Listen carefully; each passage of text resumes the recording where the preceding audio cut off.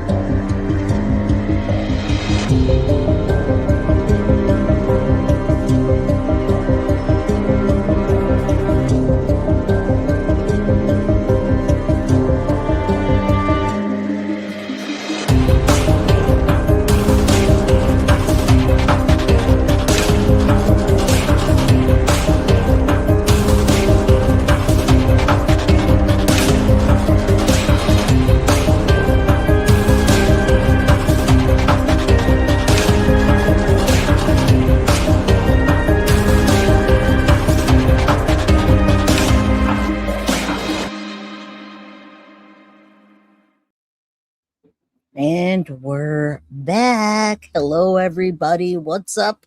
I'm your host, Jay, with Guilty of Crime. And guys, I'm as excited as you for a Jack and Lilly Sullivan update. I didn't even know about this, in all honesty, at all last night. Because, first of all, guys, well, come on in. I'm your host, Jay, with Guilty of Crime, as you know. And today we're covering Jack and Lilly Sullivan, Mother Speaks After a year, 15 months, a full analysis of truth or deception. But guys, you guys kicked ass. You guys kicked ass on Turtle Island last night, so thank you. You really showed some love for Guilty of Crime, and I appreciate that. Oh, in the weekend, I was getting blasted all over Krama land, and I stand my ground. If I say something, hey, I'll take it. Throw it in my face. Tell me what you don't like about it, and I'll stand there and I'll listen. But I'm not going to have that on Turtle Island. So you guys definitely kicked ass. I was all over in Turtle Island, just full force in last night. And then I went to bed, woke up today, and I saw the mother of Jack and Lilly, the one that hasn't talked barely at all. And every time I see her, she looks skinnier and skinnier. Now, we already thought that she was a methany, right? We thought that they were doing some activities there, and maybe they forgot that kids don't disappear.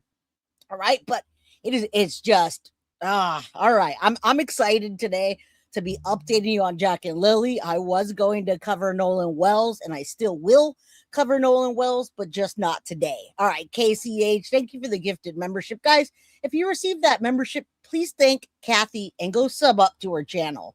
All right. Yeah, the Krama castigators. I know I wasn't ordering a charcuterie board, and I wasn't getting receipts. I had to actually restart my computer because it got all jumbled up. Hey, DBB, how you doing? Kara, Mama Pearl, Channel 53. Y'all kicked ass last night. Thank you, guys. I'm so excited. I'm so excited for that. Oh, man. Sometimes you win, sometimes you lose some, but yeah, you did. That's okay. You know what? There's going to be more. August 23rd, there's going to be another one. They're going to be at the Bahamas, streaming from there. Sadie's mama, I saw you showing love all night long. Hey, Lexi, good to see you. I'm excited for the update, too. Now, before I even get into anything, guys, first of all, come on in, hit the like button. You know the drill. Subscribe if you haven't. Get a membership if you can. I will gift memberships when I'm playing the interview, but I need you guys to help me with something. I need your help. Okay, so listen, we've got a new interview, and I've got a story to tell about Jack and Lilly. All right, I got a story to, oh my, what? Whoa, all right, DB Bentley. Look at that, man. I showing some love, man. Thank you. I appreciate that. It goes back into the channel. You know the drill. We're giving away a lot of merch nowadays. We got a lot of things going on. So thank you, DB Bentley. But listen, guys, everybody, okay, if you didn't watch the Jack and Lilly mom interview, throw me a 1, because I need to know if we're going to watch the interview before we break down and tear apart her words. All right, now this was probably one of the worst interviews. I sat there watching and thinking lies. But that's not my professional opinion. Lies, lies, lies. Not my professional opinion. All right. That's just me like, whoa, how can I break? Okay. So you saw, I didn't see a damn thing. I went into work today and I saw it and I was excited and I was talking to my girl Tiff and she was like, I saw it last night. Oh my goodness. We got some new users in the house. So listen, yeah. So it's interesting because I was also watching the Nolan Wells case, and they said that in Nolan Wells, they were saying the kids were scripted. So you guys didn't see it. So what I'm going to do now, I decide how I'm going to come at my show today. All right, let's go. No, we're going to do all of it. Clyde, you know the drill. And Mrs. Guilty's home today, so Mrs. Guilty could handle charcuterie boards, receipts, dinner, dog, whatever. All right, I got my yellow Red Bull and I'm ready to talk about the full analysis of truth or deception. Now I know what I'm going to do, how I'm going to lay it out for y'all today. All right, that's what I like to hear. I like to hear that. Saucy says, I need to see it all, friend. That's what I want to hear. That's what I'm talking about. My girl Tiff, she didn't know how important this was to me. She saw it last night and she forgot to tell me. Maybe she didn't forget. Maybe you just didn't want to watch it again. I don't know. Either way, guys, Jack and Lilly Sullivan, mother of Jack and Lilly Sullivan, speaks out after 15 months of them disappearing. Now, we know nobody disappears. Kids don't disappear. And 2 kids, guys, that's an anomaly. That's an anomaly that it doesn't happen often, but it happened in Nova Scotia. It's hard to even look at her without thinking metivity. There's some metivities going on. What is happening? So let me just tell you, every time I see her, she looks different. She's more, she's a lot quieter, but I don't think she's like that. I don't think she's showing us what she's got. So Malehya Brooks-Murray, 28 years old, says she continues to collect birthday, Easter, and Christmas gifts for her missing children, Jack and Lilly Sullivan. But guys, her actions thus far and what she's said in her interviews just ain't mathin'.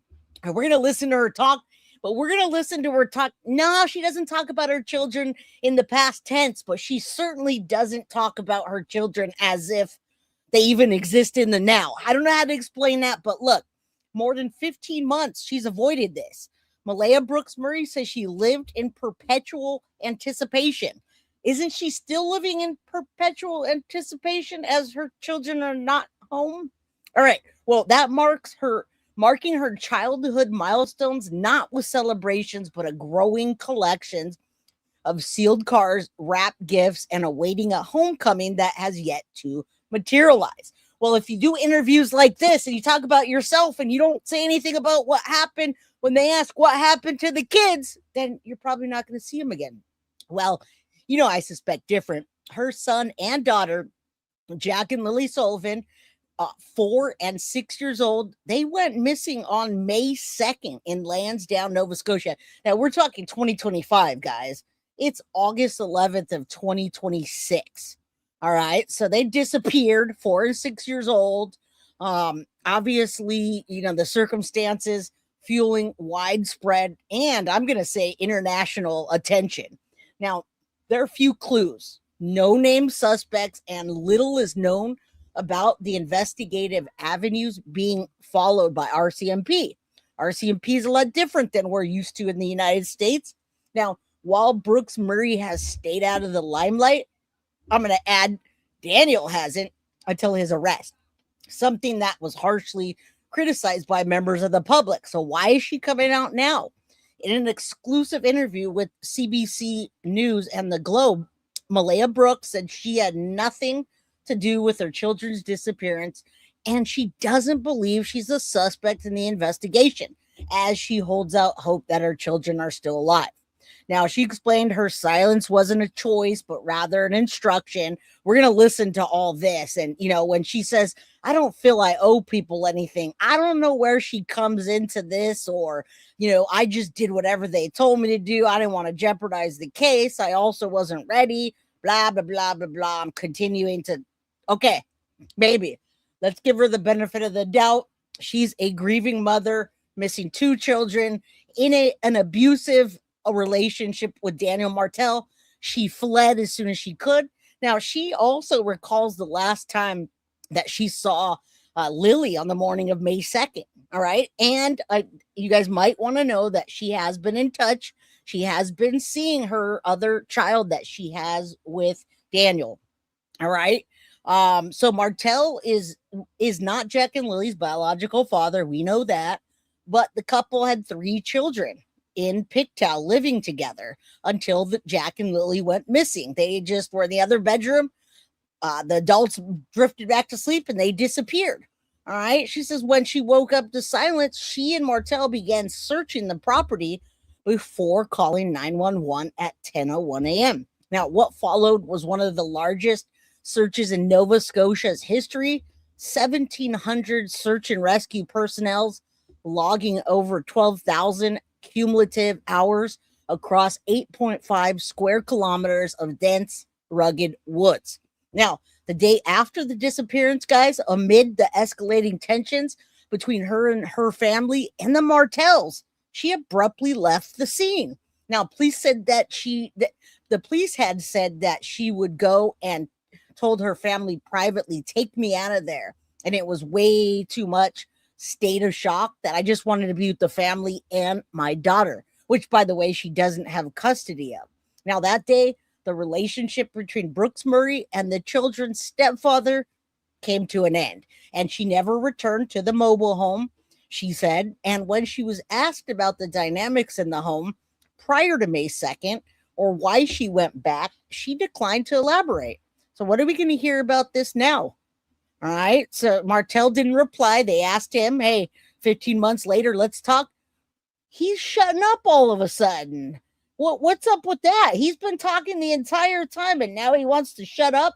Hey, Gianna, my girl, she was kicking ass on Turtle Island and taking names as well. All right. So look, guys, RCMP has been the people, major crime unit that's investigating this. They're in the lead. All right. I've gotten paperwork, tons of redactions. I've been following this case, probably 50 to 100 videos in the playlist. So go check out my video playlist on Jack and Lily. You guys, it's Guilty of Crime and then /playlist. Everything's in it. Now, she believes, the mom believes from her interactions with RCMP that she's not considered a suspect. She says, I am at the point now where I can't worry about what people think of me. Well, you shouldn't have never worried about that. You should have just been looking for your kids. But hey, why is that on your mind? All right. She says, I'd never do anything to my children. And I hope that's correct. And that she loves them very much. I really would love to believe that.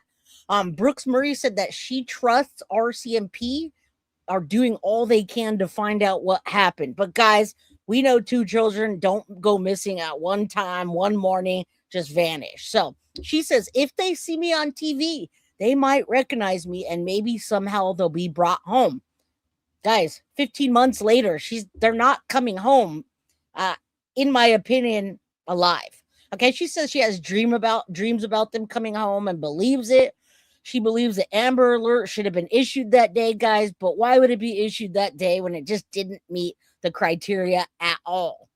Okay, so she was told by RCMP that the scene that one would be issued, that they'd do an Amber Alert, but it didn't happen. So she's talking about that still. All right. Authorities said the case did not meet the threshold for an Amber Alert, and we went over all that prior. We've gone over that time and time again. Now, no suspect or vehicle details to offer. Instead, a vulnerable persons alert went out across two counties. Now, investigators reiterated throughout the investigation that there's no evidence to support an abduction theory. And this is like another Summer Wells. RCMP declined for an interview, and their statement said the case had demanded sustained effort from specialized teams engaged in detailed police work. As with any ongoing investigation, many of the investigative steps being taken and the progress being made can't be shared publicly. And if they are, they're redacted. All right. So an RCMP liaison is in regular contact with the families, designated representative who's encouraged to reach out at any time. What does that mean? I don't know. All right. So Brooks-Murray continues commenting. I'm not going to read all these because we're going to get into it because she's telling us how she copes, what she thinks. The kids will be going back into school, right? She continues to elaborate on the children and we're going to break all this down together. I think what I'll do is, actually, I will do this first. Let's just go with this. And this is literally, how are you doing? I mean, they're asking these questions for a reason, but how are you doing? What happened to the kids the day they disappeared? And then, guys, we're going to break down every single freaking word that she says. And I'm not going to play it like, I'm not going to not stop on there because I obviously have thoughts. I obviously have thoughts, right? But I'm going to try to play as much as I can and not say too much until we get down to the breakdown. And I have a nice breakdown along with, gotta love Deception Detective. He comes in with an 8-minute video calling it the worst interview ever. And he slams her, but not as much as I think she's going to get slammed with her specific words that we see. All right. So come on in. Yeah. Shamble over, hit the like button, get yourself a charcuterie board, DoorDash yourself, get some ice cream, grab a blanket if you get cold. I don't know. Just chill out because we're going to be here for a while. All right. Hiding and Cool and Chris. Hey, my friend. Good to see you. I haven't seen you in a minute. All right. Synth, are you okay? I don't know. Is she? Oh, she's in chat. Yeah, I think she's okay. But, you know, that's hard. That is so hard. All right, guys. So let's just hop right into this because American Pie says, hello, Sin City Sweetie. What's up, you guys? Hit the like button. Drop a comment. It's free to get us in the algorithm. All right, let's do this. And then we're going to go word by word. And we're going to go, 1,000-foot view and word by word all together. All right. Yeah. Weird, right, Ellie? All of a sudden she talks. But what is she talking about? What is she going to say? And what are we going to think that she's talking about? How are we going to interpret it? Drop kick. Shout out to you. Finally caught alive. Cats meow. I missed you too. I hadn't seen you in a while. Good to see you. Big hugs, Remy, Kristen. Yeah, big hugs for you, Synth. Everybody's sending you love. I know how it is. I know how it is, my friend. It's not fun when you lose an animal, a pet that's like your child. So, all right, she's had long enough to think about something. Boy, has she gotten skinny. Let's start this. All right, let's start off with Nova Scotia CBC News interviewing her. Look at how skinny she is now. More than 15 months since you've seen Jack and Lily. How are you doing? Not good.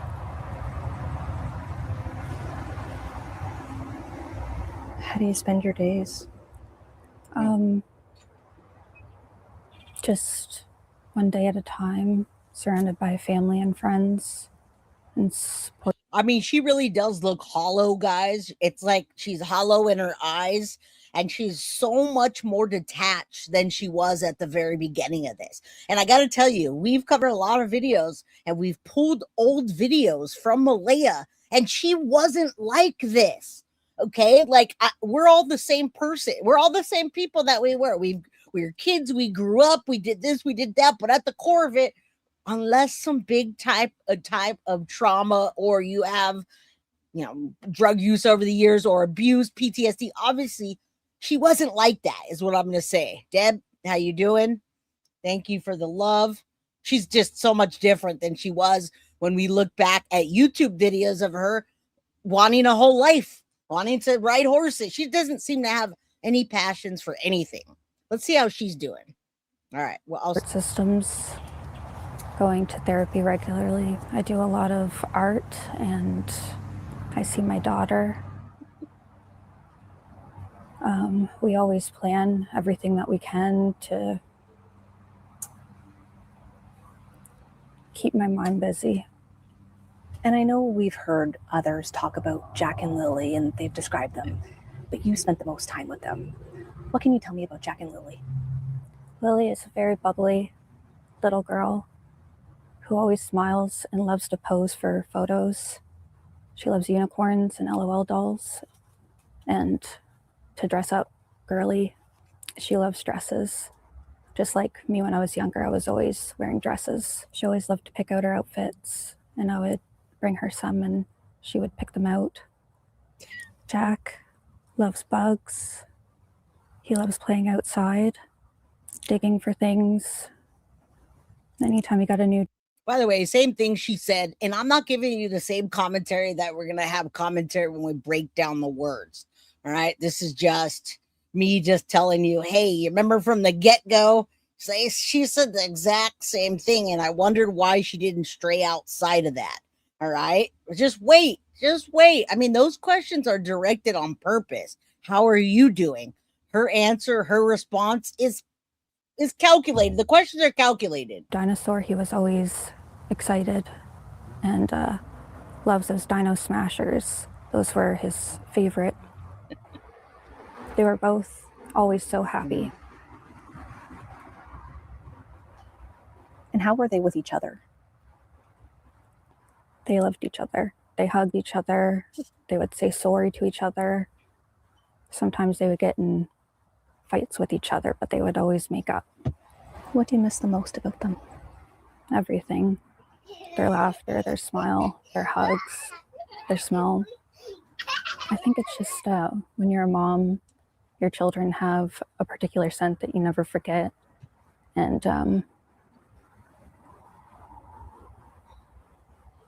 it's just something that you know, especially when they're born and you're holding them in your... So she actually is not talking about her youngest daughter. She talked about her for 2 seconds. She said, yes, I get to see my daughter. She doesn't have custody. The originally when she left, Daniel Martel took the baby. I believe CPS, or what you call it in Nova Scotia, has the little girl. She only talked about it for a second. All right. And if you guys have questions about the backstory, I'd love to tell you, Baja, but I have a playlist and I've dug out of this story as much as possible. Backstories, side stories, front stories, whatever kind of stories you want. All right. I'll drop that link in chat. Arms. And it always stays with you. And how were they with you? I've heard they were both very close with you in particular. They were both mama's kids. They love their mom. They were, not are. You've been holding on to their things. You brought some with you today. Yeah. And you've still been buying things for them. Yeah, I bought them Easter baskets and Valentine's Day stuff, their Christmas stuff, birthday stuff, unopened cards for them to open when they get home. I have everything. And I continue to get... Now I ask you, is it a memorial or is it because she thinks they're coming back? All right. Remember, do you remember the showing my nudist? Yes, you are, Baja. I'm going to drop a link for that in case you want to know. And I'd love to tell you everything you want to know. I just got to hear what she has to say because we have been following this case so long. And it's just kind of mind blowing to actually see her doing a full interview and hear these loaded questions that I think were on purpose. All right. Yeah. The Nita took the baby for, it was a shit show. All right. It was a shit show for a while. We'll put it that way. We can go back and forth. Who's Anita? Who's this person? This guy lied. The kids are on the reservation. I mean, it's just, yeah. Right now, 15 months later, kids are still not back. More because it's what helps me cope. You're holding on to it so that you can have it there. Yeah. Yeah. For when they come home. When they come home. So if we can we go back to May of last year, May 2nd? What's the last memory you have of seeing or hearing Jack and Lilly? Hearing their... All right, let's pay attention to this, the ever-changing stories. All right, Meadow, I couldn't think of the name, and they didn't put the little girl's name in the article, so I just said her daughter. Meadow, it's not that important to have the name right this second, but yeah, I mean, it's part of the story. She's not saying her name either. She doesn't really say their names too often. She's created a fantasy for herself a coping mechanism. Well, you remember the Melanie case? She took her daughter on a road trip and she never came back. And then she had all these shrines and stuff for her. And we find out later that her body was found. She dumped her body and shot her while she walked away. All right. So yeah, Baby Meadow. Thank you, Krista. I appreciate that. Baja Jack. Lily lived with the mom and her boyfriend. The kids mysteriously disappeared. Huge research and no sign of the kids. Melanie Buzzard.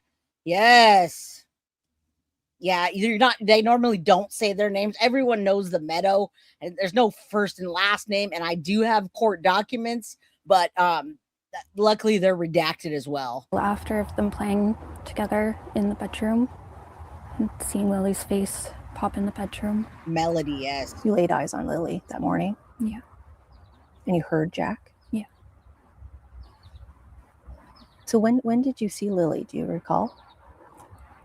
Can't recall the exacts. Guys, she never said she saw Lily that morning, and that's why this is an ever-changing story. All right, she never said that. We've already had at least 3 different stories, maybe 4 between her and her man. Hold on.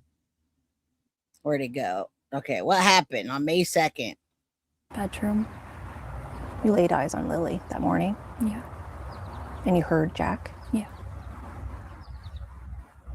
So when did you see Lily? Do you recall? Can't recall the exact time. Sometime after they woke up that morning. Yeah. Well, no shit, Sherlock. And then what was the next thing that you remember of that morning? Just waking up, seeing Daniel next to me, and I didn't hear them. And I woke Daniel up and said, I don't hear the kids. So we both went out, and then that's when we started looking for them. And that's how it all unfolded from there. You called 911, and then chaos ensued, basically. Yeah. Do you remember those hours? The trauma is so severe to the point where, like, I block it out because it's hard to sit with it and sit with reality.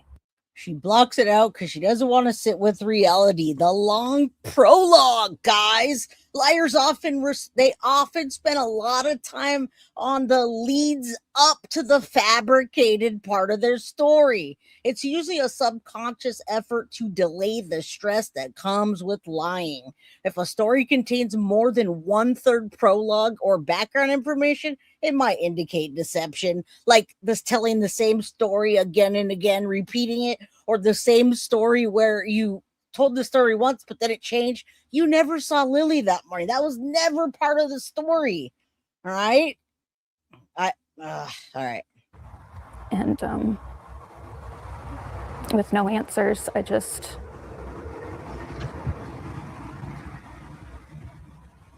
don't know how it even happened, or they should have been found that day, and an Amber Alert should have went out, and it should have never happened. In hindsight, what do you think went wrong? You mentioned the Amber Alert. Well, I asked the police for an Amber Alert, and they kept telling me one's going to be issued, and I'd go back another few minutes and they would keep telling me the same thing, and I just kept asking, and all they sent out was that alert, and I don't feel like that was enough. The vulnerable persons alert, which went to 2 counties, basically. Do you think that they're in the woods? I don't know. I just want the police to give me answers on where they're at and bring them home. How do you feel the RCMP investigation has been going? It feels like I continue to get the same update over and over, and I keep asking for new avenues, and they keep saying we're working on it, and I just don't feel like that's enough. I feel like I deserve more than that, and I deserve answers on where they're. And guys, we can't even say something happened to them by the hands of Daniel without her having known. All right. Gianna, I'm going to say that too. I'm thinking that. But again, we don't want people, we don't want the lies and everything. And you know what? Clark, I love that when you challenge me. Listen, Jack and Lily's original story was that the children wandered away while the adults were sleeping, period. Now, over time, their statements changed repeatedly, creating conflicting versions of that morning timeline. And I have it documented, the original account, and then every documented change in the grounded sources that are available. Guys, the first original story was that Malehya called 911 at 10 a.m. and RCMP believed the children wandered away. That version implied both adults were sleeping and they didn't hear shit. No awareness of the children leaving, no searching before 911, and the disappearance occurred without any preceding noise or event. They even said the door was so quiet they didn't hear it, and normally they would. They also said in version 2, we heard kids playing that morning, but it wasn't until later that they said that. They also said, I searched for hours, and then changed the I searched for hours for, we searched for a little bit. Oh, Daniel did. But guys, those are documented, ever-changing stories. I'm not making this up. And I put a playlist. I put a link to the playlist. And I need them home. Yep. In terms of the evidence, we know that searchers found a cluster of boot prints, one child-sized boot print on the trail, believed to be the size of Lily's shoe. What do you make of that? And the fact that there was another footprint found in a recent search? I don't know, because I don't think I could speak on that. Yeah, this doesn't make a whole lot of sense. No, it doesn't. And the same with the pink blanket. Do you want to talk about the pink blanket? I don't even know how it even got there. That was Lily's blanket that had been old and ripped apart? Yeah. Guys, I don't know how it got there. You're telling me that she never had a conversation with Daniel about that blanket that showed up later on, that Daniel mysteriously put his cape on and showed his tight muscles in that small shirt that he wore? She does look high, and that's the first thing I said. Methtivities, my friend. How you doing? Also, she says they correct themselves, and then says he should have been. Well, we're going to get to word by word, but I just have a few things that I can't shut my mouth about. All right, Tara and Edith and Past Pam and Gianna. I love Gianna. I don't know you that well yet, but I will. I love it. And had been presumably in the garbage can, but made it onto a tree a kilometer away. None of it makes sense, and I just demand answers. What's your relationship like with RCMP? At first, it was They don't. I had to explain a lot, and which I obviously didn't mind. I gave them everything that I knew and that I had, and that. But it seems like the relationship is kind of dwindling off because they're just not explaining enough. And I understand that they are busy and they have many. Now she's talking about RCMP and law enforcement. And you know what? You're right. See, Becky, that would be the most devastating time in your life if you lost 2 kids at one time and you really didn't know what happened to them. All right. I agree with that. Hey, Jamie, good to see you. We're going to be listening to this for a bit, but y'all can chat amongst yourselves. But yeah, look at her eyes, guys, the pupils, the weight loss. Now that also comes with stress. That also comes with losing 2 children. But I don't know how that story could keep changing if she were telling the truth.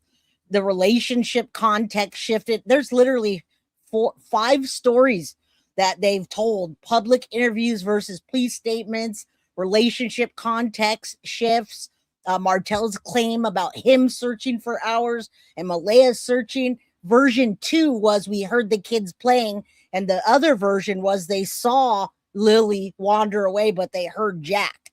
None of this was in the original interviews, documentations, court records, nothing. Other cases, but also I just feel like more should be happening. Oh my I God. know at points you were questioned heavily by police and even given polygraph tests. Did you feel you were interrogated? No, You should have been. not What? at all. Did you ever feel RCMP were suspicious of you? What? I would assume at first because they didn't know the answers. But the RCMP know now. You've been polygraphed how many times? Twice? Twice. What was that experience like? It was nerve-wracking, mostly because of the question I was asked. The second one wasn't as bad because I had already been through one, but I understood why they had to be done, and I just got through it, and because I knew the truth. What was the question? The first one was if I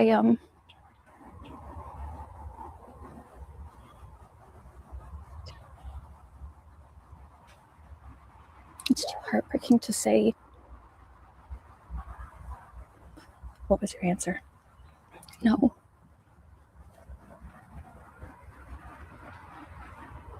Did police ask if you had anything to do with the disappearance? No. What? But I kept asking that question. What? See, I mean, are you guys hearing this? Because I really did think by now, and you guys have to think that too. You guys have to think that about like Sebastian, but I don't think they did either. With Sebastian, Chris, and Katie, do you think they were ever formally interrogated? Say what? What do you mean they didn't ask you if you did something to Jack and Lily and you never got interrogated? Wrong answer. Who lives in Nova Scotia? Who's in Canada that can talk to law enforcement and say, what are you doing? What? Question myself to them, and they would just reply, that's a good question, but also I didn't know why they wouldn't polygraph me for that as well. But I already told them if any more polygraphs are going to be done, that I'm more than willing to go in and do them. You wanted them to ask you that question?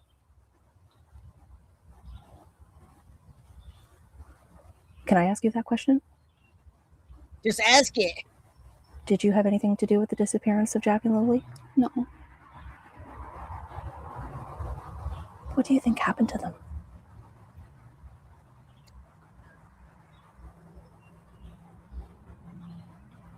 The only thing I can assume is someone took them.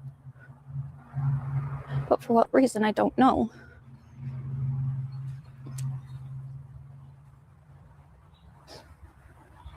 And it would have been from your home. Definitely that morning.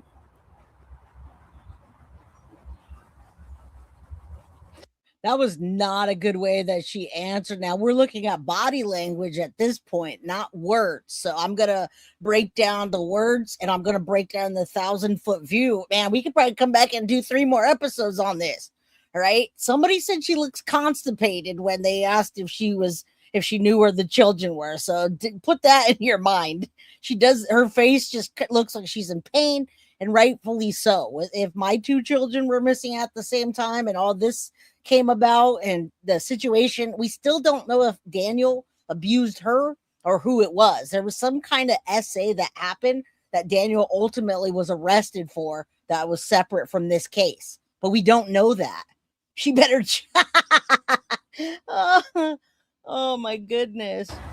But I just want them back home. RCMP have publicly said they have no reasonable grounds to believe this was criminal. I don't think. Do you think this was criminal? I honestly don't know. I'm just waiting for the police to give me all the facts. you think they're withholding from you? I feel like they have to protect the case, and I understand that. And even though it's hard and extremely frustrating, I just have to do what they say and pray every day that they bring them home. As you know, there's been a lot of accusations flung your way from Daniel Martel, your former partner, and his family, that possibly you or your family were involved in some way. What do you say to that? I honestly don't know what to say, because we both know we were in the same bed that morning. So I don't understand why they would make up stories. After that first weekend when Jack and Lily went missing, on May 3rd, the Saturday, the day following the day that they were reported missing, that was the last day you were there in Lansdowne. There's been widespread skepticism, Malehya, about why you chose to leave the scene that day. What would you like to say about that decision?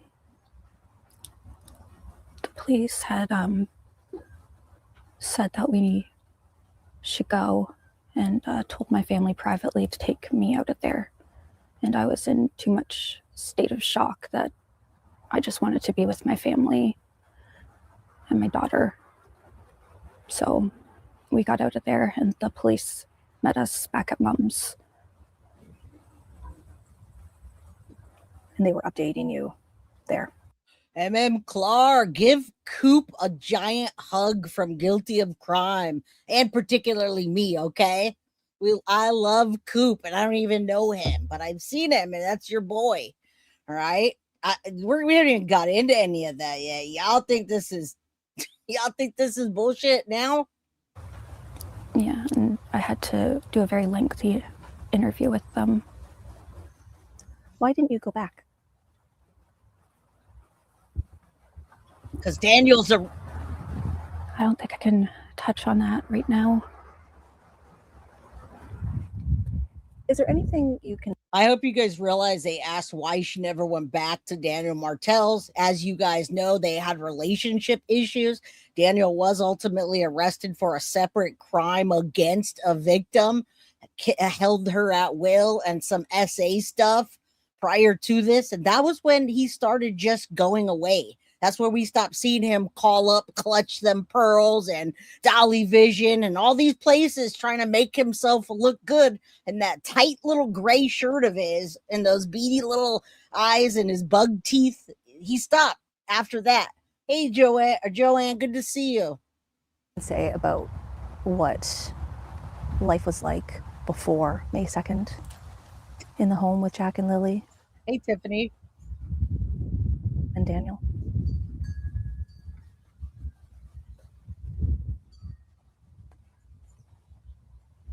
I don't think I can talk about it right now. I'm sorry. So all of these months later, I know there's been also a lot of questions about why you stayed so quiet, and that usually a mother of missing children would be speaking out, and even on a megaphone. Why hasn't that been the case for you? Because the police had told me not to, that it would jeopardize the case, and I just did whatever they told me to. Can I ask you guys what case they're jeopardizing? I want to know, because right now there is no case. There's nothing to jeopardize. There's no suspects. There were no Amber Alerts. There was no kind of description of a car. There's no description of a kidnapper. 2 children are gone. 1,700 acres searched, and so many volunteers. And we found a pink blanket that Daniel found. Hey, Gianna, love you, Jay. So glad I found you. You're my kind of people. Well, you're my kind of people. We're kick ass. We're going to kick ass, right? That's who comes here. The badasses. Just another lie, Jay. Do, because I didn't want to jeopardize the case in any way. And I also wasn't ready, because I'm continuing to go through extreme trauma. And even this is extremely hard for me. Thank you. And there has been intense scrutiny on you and your family in the last few months? I don't feel I owe people anything. If anything, I'm owed answers and to have my children back to me. Thank you. Thank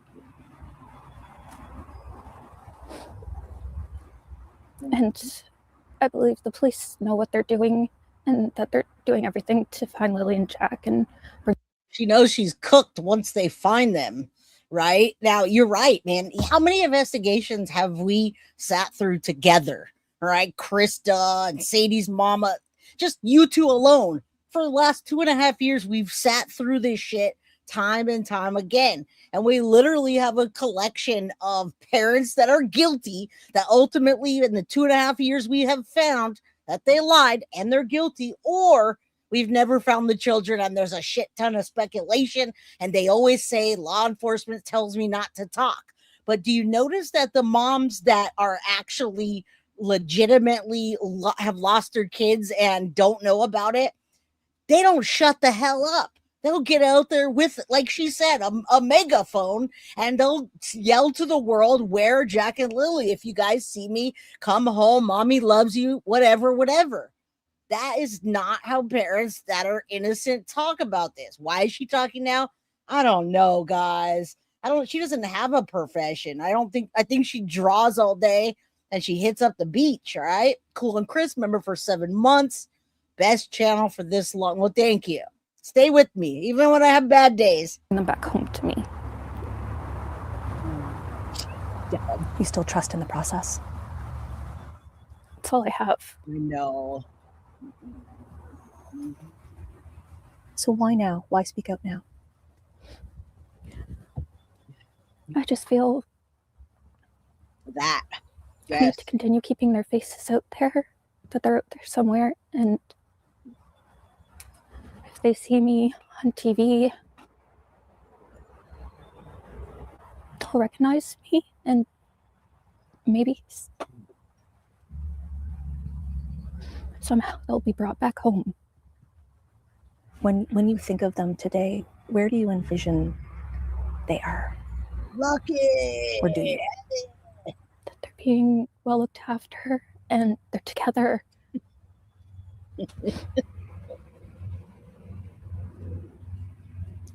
That's all a mother could hope. What keeps you up at night? Meth. Oh, did I say that? Just not She said, what keeps you up at night? Meth. I shouldn't have said that, huh? All right. Yeah, they would have found them if they wandered away. They would have found bodies by now. There was a huge, exhaustive search and interviews with the searchers. Nothing, guys. Cat, psychic connection. I'm definitely guilty of binge watching Jay since I've been subscribed. Thank you, my friend. Thank you. I got a huge playlist. Go check it out. Your hair short, great for this heat. Oh, my hair's always like that, my friend. Summer, winter, fall. What the hell is she talking about? My pastor calls me. being able to tuck them in at night and give them a hug and kiss and read them a story. What keeps you up at night? Sleep beside them.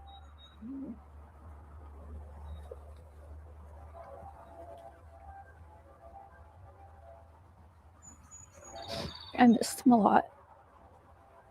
Guys, this does break my heart. As much as I want to talk shit about the ever-changing stories and the children missing and why she stays up late at night, it really is heartbreaking.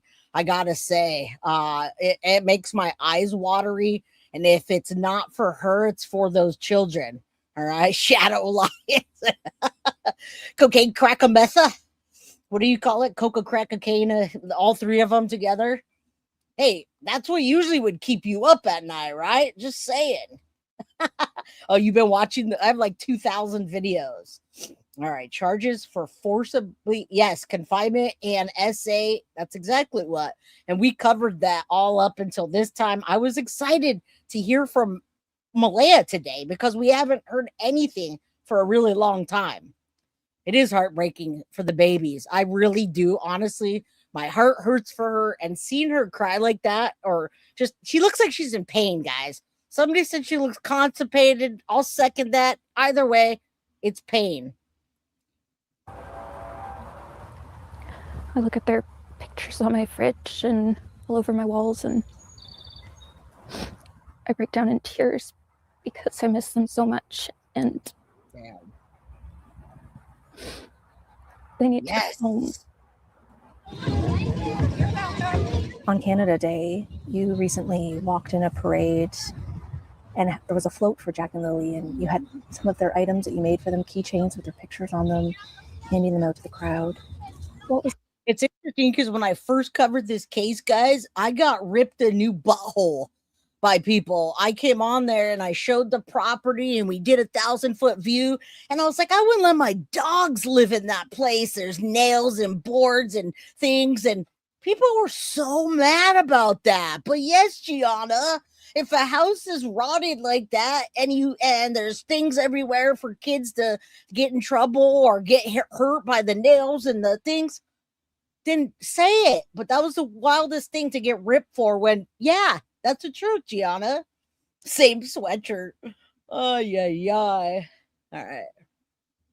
that like for you? It was very emotional, Yes. and I just kept walking forward and kept my head straight because I was doing it for them, to bring awareness to them, to keep their faces out there and bring them back home. It was a very large crowd, and that's not okay. something I would normally do, That but I happens. did it for them. That was a big step after remaining, quiet. And People on YouTube, not you guys. You guys are great. I mean, you guys know I talk shit. You guys don't come here for me to be like, well, today is Tuesday and the weather's 76 and I predict the forecast will be. You guys don't come here for that, all right? Boots on the ground. Something that definitely isn't right regards Jack and Lily's disappearance. And I'm telling you, they classified this as an anomaly, because when you have something like Sebastian Rogers or Summer Wells or Madeline Soto, it's so much different than two children 2 years apart that just simply vanish. That just doesn't happen. All right. RCMP is better than the FBI. They can do more than what the FBI can do. That's awesome. I like to hear that. Thank you, Retha. Yeah, it's no worries. YouTube always rips me a new one, but then I block, delete, and they can't come back. Bye, Vincent Morello. I know you're still watching. Vincent Morello's probably name is like Mary Jo Bob, and she's married to her cousin brother. not in the public for a long time. What was the reception like from the crowd? I'm at the point now where I can't worry about what people think of me, because people who are close and know me know that I would never do anything to my children and that I love them very much. Teresa. Yeah. And I understand you've also been taking part in other searches for other missing people, one just recently as well, here in Nova Scotia. Why do you do that?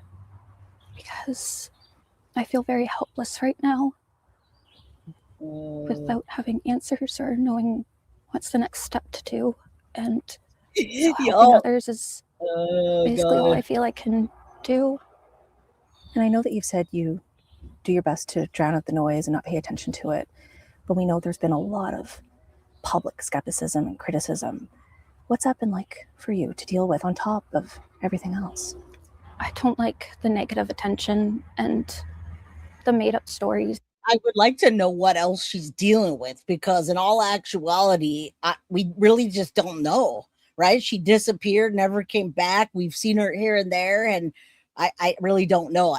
Clark kind of nailed it. She said, why isn't she getting a job and securing a place for when her kids do come home, if that's really what she thinks? Hey, Katie, good to see you. Yeah, you got to have tough skin, especially even to have a YouTube channel. You got to have tough skin because you got the worst critics, right? I'm Canadian. In this case, breaks my heart apart with baby Emmanuel, right? Yeah, I mean, all these cases, right? So many of them. That are taking from the case because no one has answers. So it seems like they're making up answers for clicks and views, which is so disheartening because these are my babies. You know who does it for the clicks and the views, Malehya? Daniel. Daniel's been all about YouTube for clicks and views. But what you could do with the clicks and the views is you can ask for anybody if they've seen Jack and Lily, or please bring them home, anything to plead to your children. You can use the clicks for that. And these people are taking away from the case and causing distractions. And I don't know whether it's purposely or unintentionally, but it's not okay. These are my babies and they need to come home. And how are you doing now compared to even a year ago? The trauma is still the same. No. I can't sleep without my medication, so now we know why she doesn't it's sleep. extremely hard. Your life completely changed that day. Yeah. No parent should ever have to go through what I'm going through, and I've never wished upon anyone.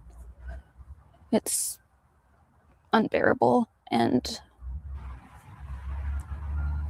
I don't think I'd be able to get through it without the support that I have in my family. Tell me what they've been doing for you. Really, how they've come through for you. We help each other. You know, that was the best comment, Mom. She knows they won't be coming home. And I think that I should have named this episode Jack and Lilly Sullivan. Mother speaks after a year and knows they're not coming home. I think that's like the embodiment of this whole thing. The way she talks about them, when we break down the words and the overall, that's the bottom line of it. She knows they won't be coming home and she's grieving. I wish that she wasn't going through this. I wish we had if there was some kind of case and we could say, well, maybe she didn't do it. But I think her and Daniel, something happened with her and Daniel that morning. I think the children were long gone. When I say long gone, meaning put somewhere, dumped somewhere, taken somewhere, way before they called 911 at 10:01 a.m. All right. They knew what was going on. And MM Clark also asked about a party. I still don't know. There's still speculation of a party that week, maybe the night before. If that were the case, why haven't we heard from the people who were at the party? Why didn't they say they saw the children that night, or they didn't? It doesn't make sense. And frankly, there is no case. There's a lot of documentation, but there's no leads in this case that they've been able to give us. She becomes single day 2, finds a new boyfriend, but can't search for her own kids. Right. And we always stand by each other no matter what and keep each other busy. When you say that you wouldn't wish this upon anyone, and we I know know. that there Hey, I've yeah, read the maybe. comments myself online, mothers who are judging you as a mother. What do you say to those people? Hug your children tight, because Yes. this could happen to anyone, and you just can't point fingers. I feel they don't understand the situation entirely, so they just go off what's being put out there. And I guess they could say all the cruel things that they want. Yep. At the end of the day, I know that I'm a good mom and I love my children very, very much. And Damn.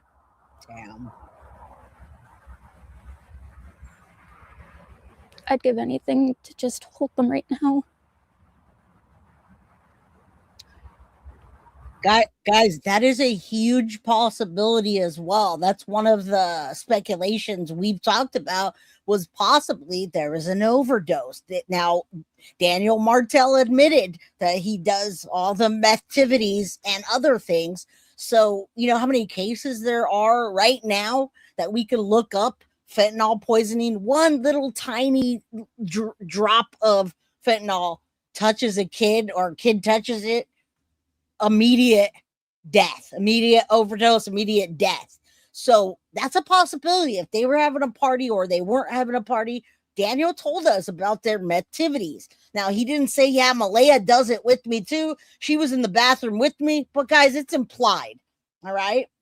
Oh, I'm not trying to listen, Lynn Taylor. I don't want to lose a child or to but you might not be in the right spot because we are covering this analysis of the mom speaking and you might not like it. So I don't want to lose a child. Please don't even put that out there. No one wants to, but we have been covering this case for a long time and we will be breaking it down. So you might not want to be here.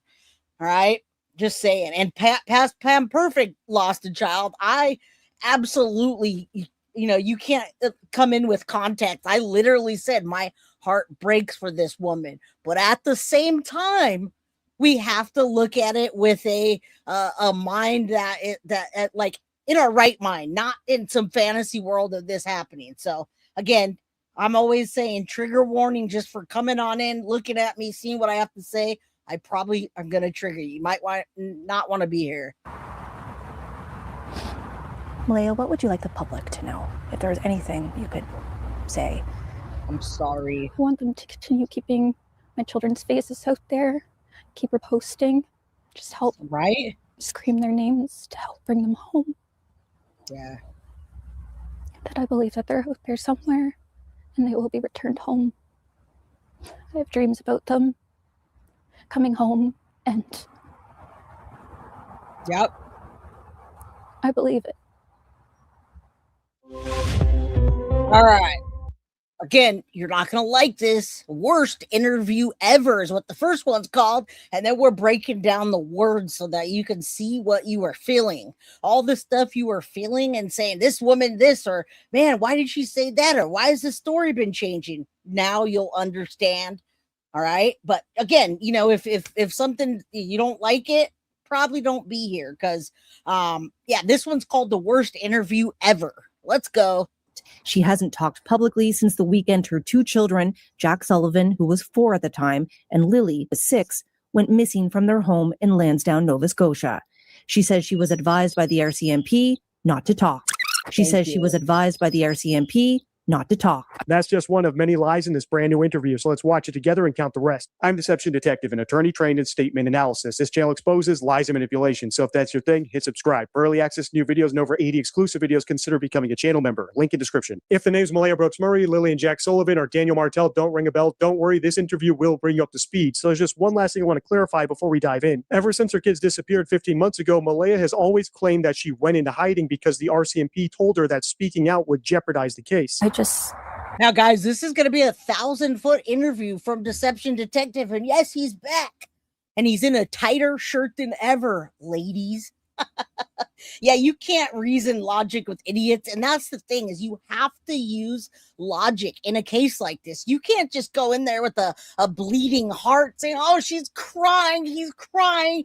He probably didn't do it. He misses his kid. That's just not how it works.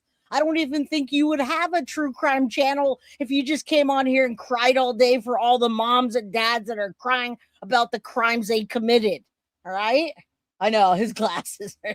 He reminds me of do the Humpty Hump with those glasses. I do feel bad for her too, but I don't like that she's lying. And I thank you for saying that. I absolutely feel bad for her. 110%. My heart hurts for her, but I think it's for the children.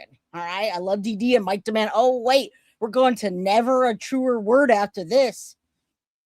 Worst interview ever. And for the eye candy ladies, there you go. Did whatever they told me to do because I didn't want to jeopardize the case in any way. First of all, that just isn't true, as you can see in the clarification they put out last year on your screen. And second of all, if it were true, that's even worse. It means that Malehya decided to jeopardize the investigation by doing this interview. To put it bluntly, I think Malehya is contradicting the RCMP and herself because she's just a bad liar. And there's plenty more examples of it coming up, so let's get into it. Thank you for doing that. Oh, DD's going to get ripped a new one. He just called her a liar.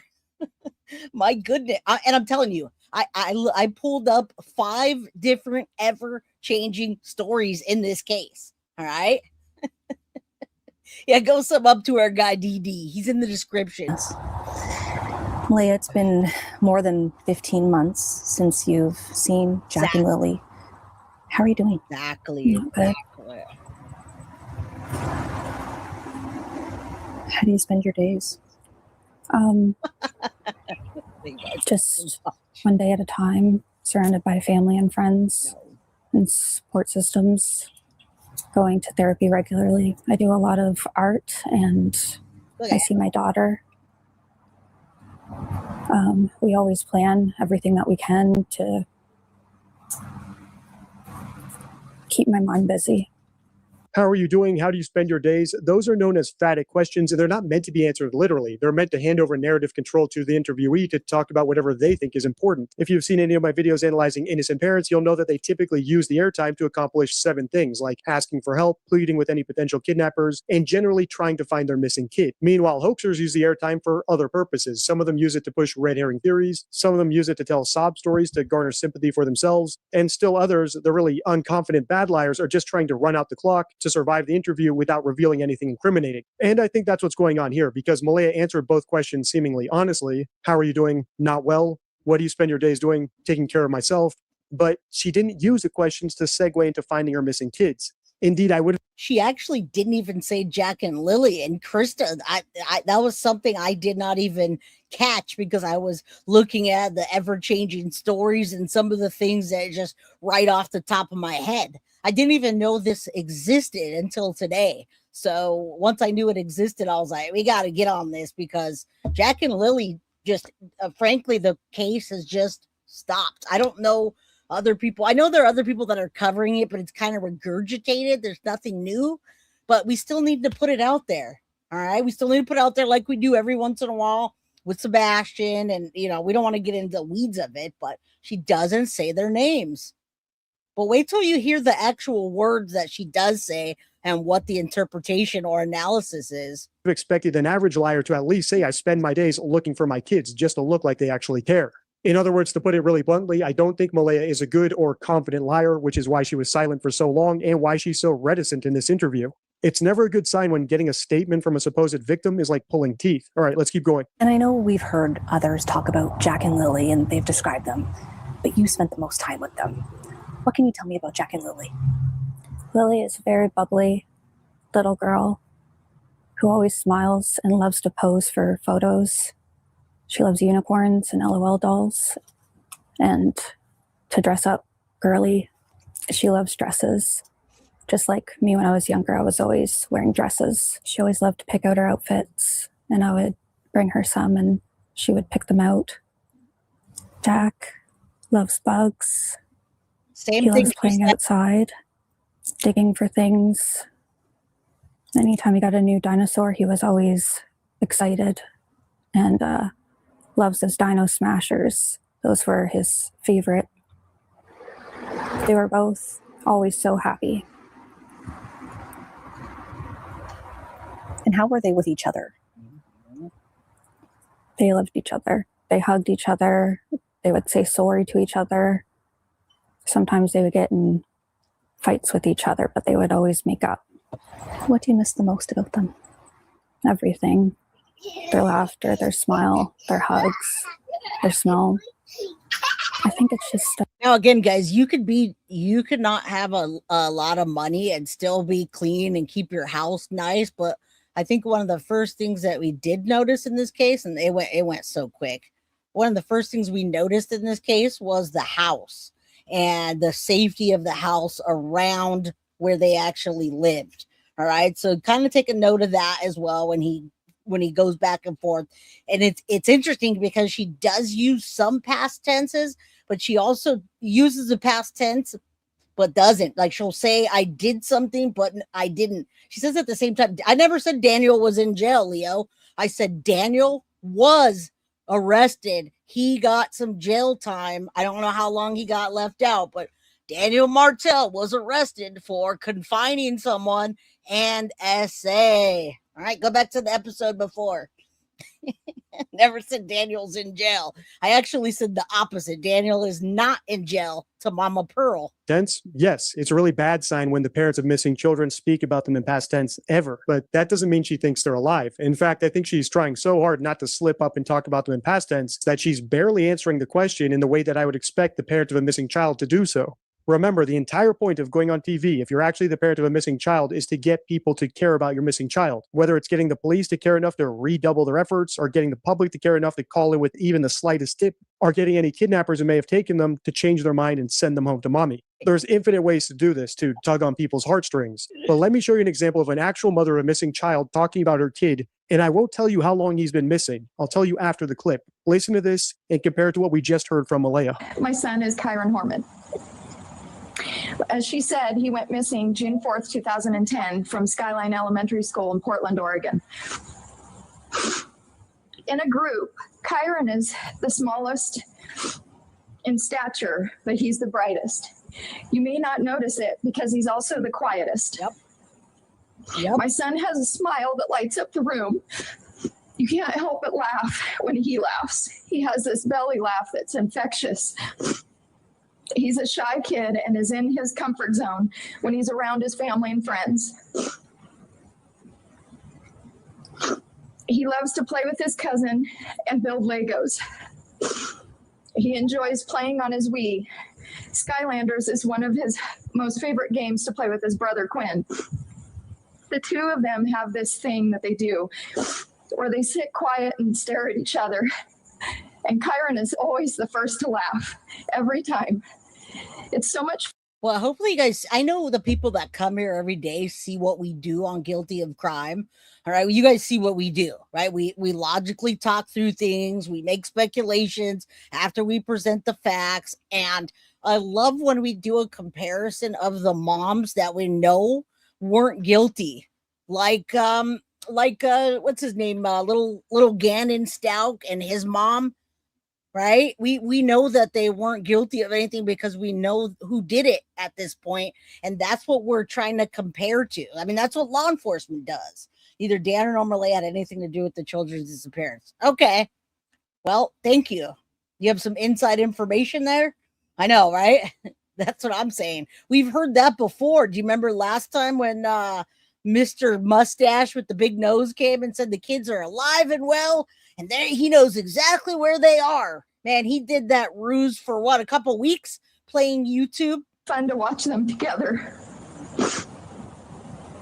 Hopefully you get my point. Actual parents of missing children like Desiree Young, the mother of missing Kyron Horman, who was missing for 7 years at the time of that speech, aren't just going through the motions. They're doing everything they can to cajole the audience into caring about their kid enough to help. They're also sharing detailed, relevant information that might help people jog their memories about whether or not they saw their kid or might know something. And they're also specifically asking for help. It's the entire point of doing the TV interview in the first place. There's still plenty left in this interview, so if you want a part 2, let me know by liking, commenting, and hyping. Until next time, stay true.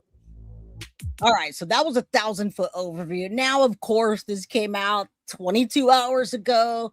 Their mother speaks after a year, full analysis, never a true word. Now, you guys probably have seen him on the internet on his channel, but also if you're a Grizzly true crime fan like I am, I don't really have much time to watch it anymore, but I do admire Grizzly True Crime. He was on, I think he was on the last episode that she did about Jack and Lily. So, I mean, I've been following Never a Truer Word before. He's the man. I love how, I just love what he does. Right? I love breaking down the words. I know. That's what I want to know. If you ask me, what do you think, Jay? What do you think happened to kids? I'll tell you that either there was an overdose or some kind of abuse that happened over the top, and they were gone before 911 ever came. All right. But I want to know, if you don't, Leo, if you know Daniel or you're close to the case, what do you think happened? Is there a family? Is there something that the family thinks that we just don't know about? All right. That's what I'm curious. It's bigger than most people would believe. All right. Well, because people who are close and know me know that I would never do anything to my children and that I love them very much. If we dig into the words spoken there by Malehya Brooks-Murray, what can we find out about those two missing kids? Welcome to Never a Truer Word, where we look at the words that people choose to use to see if they're telling the truth, the whole truth, and nothing but the truth. If you're new to this, I've studied the words of thousands of criminals, so I can show you how people use words to lie, to cheat, and manipulate, and I can show you what the truth sounds like as well. So what do I get when I look into the words of Malehya Brooks-Murray? Two of her children, Jack and Lilly Sullivan, went missing 15 months ago, May last year. She spoke out at the time that they went missing and then went silent. And finally, she's speaking. So let's look at the words that she's saying. Let's dig into her statements and see if we can learn anything new about the disappearance of Jack and Lilly Sullivan. Yeah, I saw him on Grizzly True Crime, and now we've been using his content for a lot of the Madeline Soto stuff, right? Stephen Stearns, Jen Soto. So we know that he picks apart these things in a way that, guys, he wouldn't just sit there and say she's lying. If he thought the heartfelt, compassionate interview that she's doing, if he thought, and anybody else thought that, oh man, this poor mom, which I only just out of complete, like me being a woman and being a mom, I can sympathize with just your children being there one day and then not. But I can't sympathize with the rest of the things and the fact that she doesn't have her other child back. She sees her child, but why? What's stopping her from fighting for that child? We don't know. Yeah, right. Eduardo did it. No, it wasn't Eduardo. It was the other dude.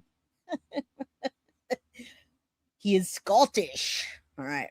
There's the words. I put it down here in case you guys need them. The point now where I can't worry about what people think of me because people who are close and know me know that I would never do anything to my children and that I love them very much.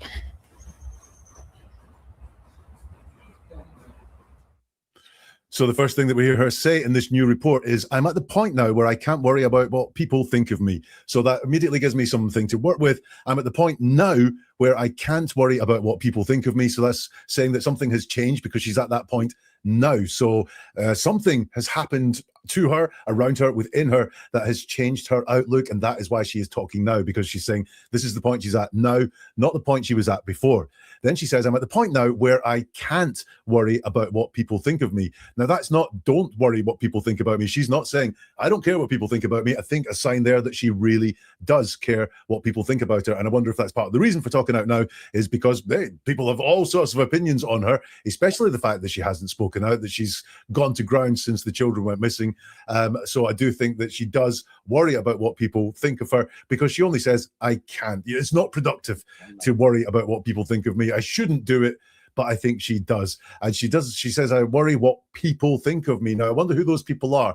People is a very broad term. It means everyone. It means everyone in the entire world. So who are these people that she's worried about what they think of her? Maybe there'll be a clue coming up in something else that she says as we go on. Now, you guys understand that this case, since it happened, has been all over social media, and we've seen Daniel trolling under different names, etc. Now, Leo, you guys, if Leo knows something that we don't know or is close to the case and doesn't agree with us, that's okay. That's okay. Let's not call Leo a troll unless Leo comes in and just thrashes me. Then we'll know, right? But hey, if you have a big theory, I'd love to know it. I'm not going to pressure you. If you want to tell us, what you're thinking, let us know. If not, hey, then just watch with us. Because people who are close and know me know that I would never do anything to my children. People, again, which people that are close to her, she doesn't say. Friends, family, she doesn't say. And interestingly, it's only the people that are close to her know that. No one else. She doesn't seem to think that anyone else is giving her any sort of benefit of the doubt or is just looking at her going, this is someone who would not do anything to hurt her children. And close to who? Or close to what? Because she's curiously doesn't say. She doesn't say people who are close to me and know that, or people who are close to my family or anything like that. Just people who are close. Close to what? It could be close to her, but she doesn't say, so we shouldn't assume. Close to the truth? I don't know. Again, we shouldn't assume because she doesn't say. It's only these people that are close. Close to what? We don't know because she doesn't say. And that interests me as to why she didn't say people who are close to me know this. And what do those people who are close know? Well, that is interesting. That's an interesting choice of words. And guys, I would never think that with you guys. All right. He hasn't been talking since his arrest. Thank you, Royal Bitch X. I needed someone in here that knows about this case, that's been here for the 100 episodes that I covered and Clutch and Pearls and all the other ones, because that's what's happening. It's funny when someone comes in and hops in on something that they don't know the context of. Ding, ding, ding. He has not talked. He hasn't been going on social media or to these channels since his arrest. Does anyone suppose why? And, if we're not going to talk about it, then let's just not talk about it then. if we're not going to talk about theories and talk about what happened, it's probably just better if we don't. Yeah, let's just listen to the words, what they're saying, and break it down. And yeah, I don't know what controversy or what's bigger. I've heard this all before, and it was just someone interjecting themselves into the case. So at this point, we're 15 months later. Jack and Lilly disappeared May 2nd, and we haven't seen them since. Malehya never came back after the initial date of them missing. She took, or I don't know if she took the daughter and left, and then CPS took the daughter, but she doesn't have custody. More than likely, she's out on the reservation doing art, going to the beach, hanging out with her friends. We did see her in the street with the sign. There's been some sort of awareness. The last image I saw of her was actually her doing some kind of search out there. And you see her in the pink hat, but that's the only time I've ever seen her do that. So that's where we are right now. If you don't know, or if you don't, not going to talk about it, let's just not talk about it. Because my mom doesn't know anything, Leo. My mom doesn't know anything about anything. And I get very, I'd rather you just not even talk to my mom, because it doesn't sound like the conversation's going anywhere. All right, why now? Is she afraid she'll be charged by the public, the possible jurors, the judge, someone smart? Please explain. I think what happened was this, we came to a certain point in this case where people are starting to say, well, they've been gone and they want interviews, whether it's RCMP, Diana Martel, or Malehya. But it does make me wonder why she's talking now. All right, hey, good to see you, TJs. Let's just keep it moving, because I don't want to get pissed off. All right, because he's guilty. Right? Yeah, don't mess with Pearl. That's my mom. Like that. Yeah, that's not even okay. So let's not talk to her at all. Then how about that? All right. Oh, she states it as, they know that I would never do anything to my children. Now that worries me a lot. Yes, that's because I would never do anything is that? future. In the future, I would never do anything. And how many times have we said I would never do something and then done it? I would never drink that amount again. I was so drunk, and then you do that. Or I will never sleep in again. But you do. You know what I'm getting at here. It's not. Guys, listen, this caught me too. It caught me good. I would never do anything to my children, and that I love them very much. She didn't say I didn't do anything to my children when I had them. She's saying if I had my children back now, I wouldn't hurt them. I love them very much. That's what she's saying. All right. Yeah, I think Leo's timed out. I just can't. Yeah, you can't mess with my mom, like not even a little bit. If you mess with my mom at all, then you got to go, because like that's just not cool. And yes, Gianna, that is my mom. Mama Pearl is my mom. But yeah, there's no bueno. No bueno. All right, so look at that. Yeah, thank you, Remy. That right there, she didn't say I didn't hurt my children. I never would have hurt my children. She didn't say any of that. She still hasn't said that. But she did say if I had that, basically what this tense, I would never do anything to my children. And that's how he explains it. All right. Yes. I love Mama Pearl. And even if she's wrong, I still have her back. So there's that. All right. I didn't do anything to my children. These people know that I didn't do anything to my children. It's in the future. It's I would never do anything to my children. And again, it's really broad, this, and her children have disappeared. So she's not being very specific about it for some reason, and not saying people know that I would never, be involved in the disappearance of my children, or, would never be involved in the fact my children have had to go missing. That's not what she says at all. It's just very broad. Anything, and anything means anything. That would include love, care for, nourish, cherish. She's saying she would never do any of those things in her own words right there. It's very, very broad. It's far too broad for me, this very non-specific. But you know what gets me is if you're sitting there telling me, I don't care if I'm talking to Sadie's mama or Clark, and you say something in this tense, I might say, well, why are you saying it that way? What do you mean you would do anything for your children? You never even went and searched for them. The first day out, you left, and you've been quiet since. Yeah, gangsta Mama Pearl's in the house. Yeah, just don't mess with her. I've been following this case pretty closely. Praying, yes, thank you. That was probably the most sensible thing I've heard today. Praying for truth and justice for Lily and Jack. You're very welcome. I was excited to see a new interview today as well. So thank you guys for being here. What she does say is she can't worry about what people think of her, right? That's exactly what she says, right? I don't care who it is. I'm going to say, what are you talking about? What do you mean, Sadie's mama? You would do anything to find your dog? Why you sit on the couch then? Right? Because that's just how I am. I'm triggering. Beware, Leos are fiercely protective of their family and any of their family, period. I don't even care if they're wrong. I got their back. Hey, Melissa, good to see you, my friend. I'm so proud of you. I'm so glad you got the boys. I got something special coming for you, all right? Crazy Jane, welcome. Go back and watch it. Check out my playlist or just hang out with us. Denial that we're getting here. It's only based on what people who know her would know, not what has happened, not what she has done. That's not in her words at all. It's future focused with this. I would never, and it's way too broad. I would never do anything to my children, and that I love them very much. And it's the first reassuring factor I get. Again, not that she didn't do anything to her children. I didn't do a damn thing to my children.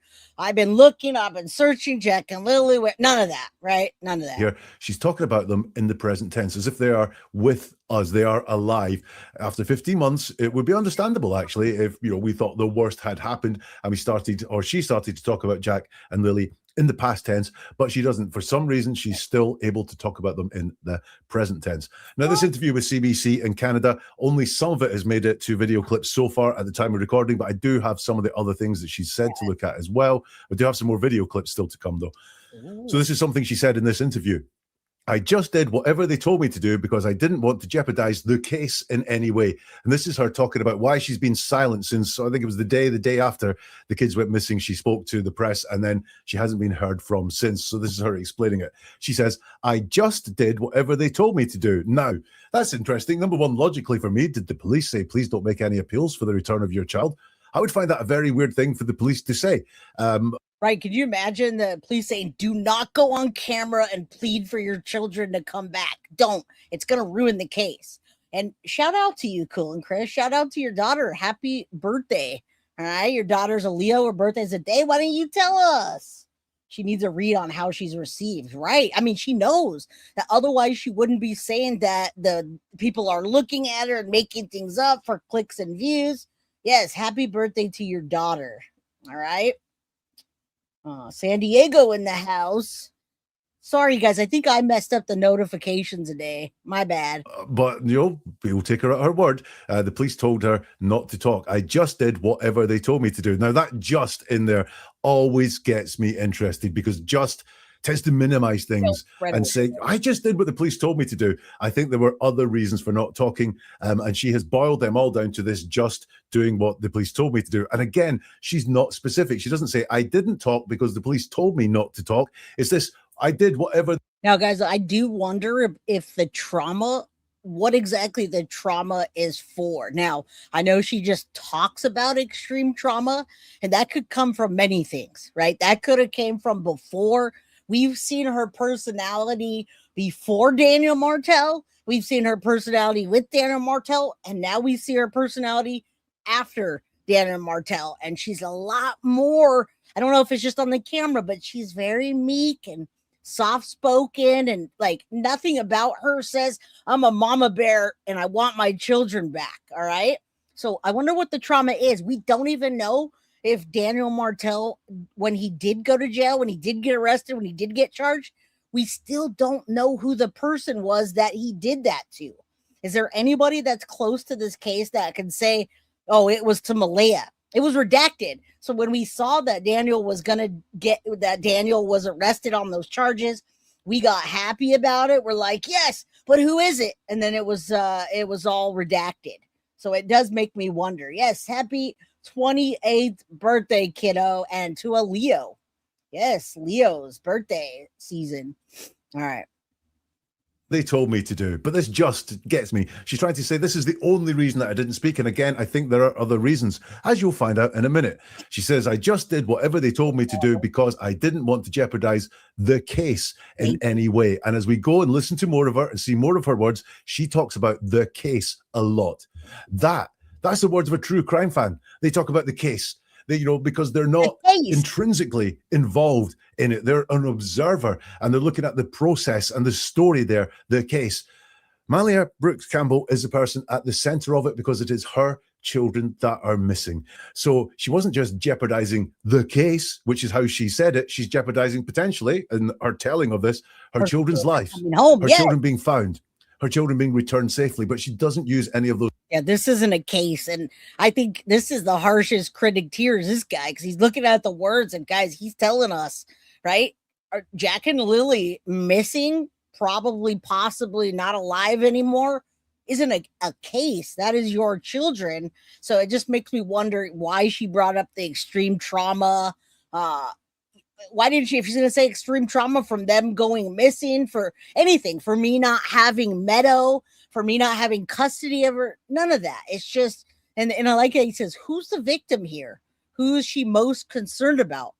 Well, herself, because she talks a lot about herself and what she's doing and how she feels about it and what people are saying about her. So it does seem she's a little more concerned about herself than the children.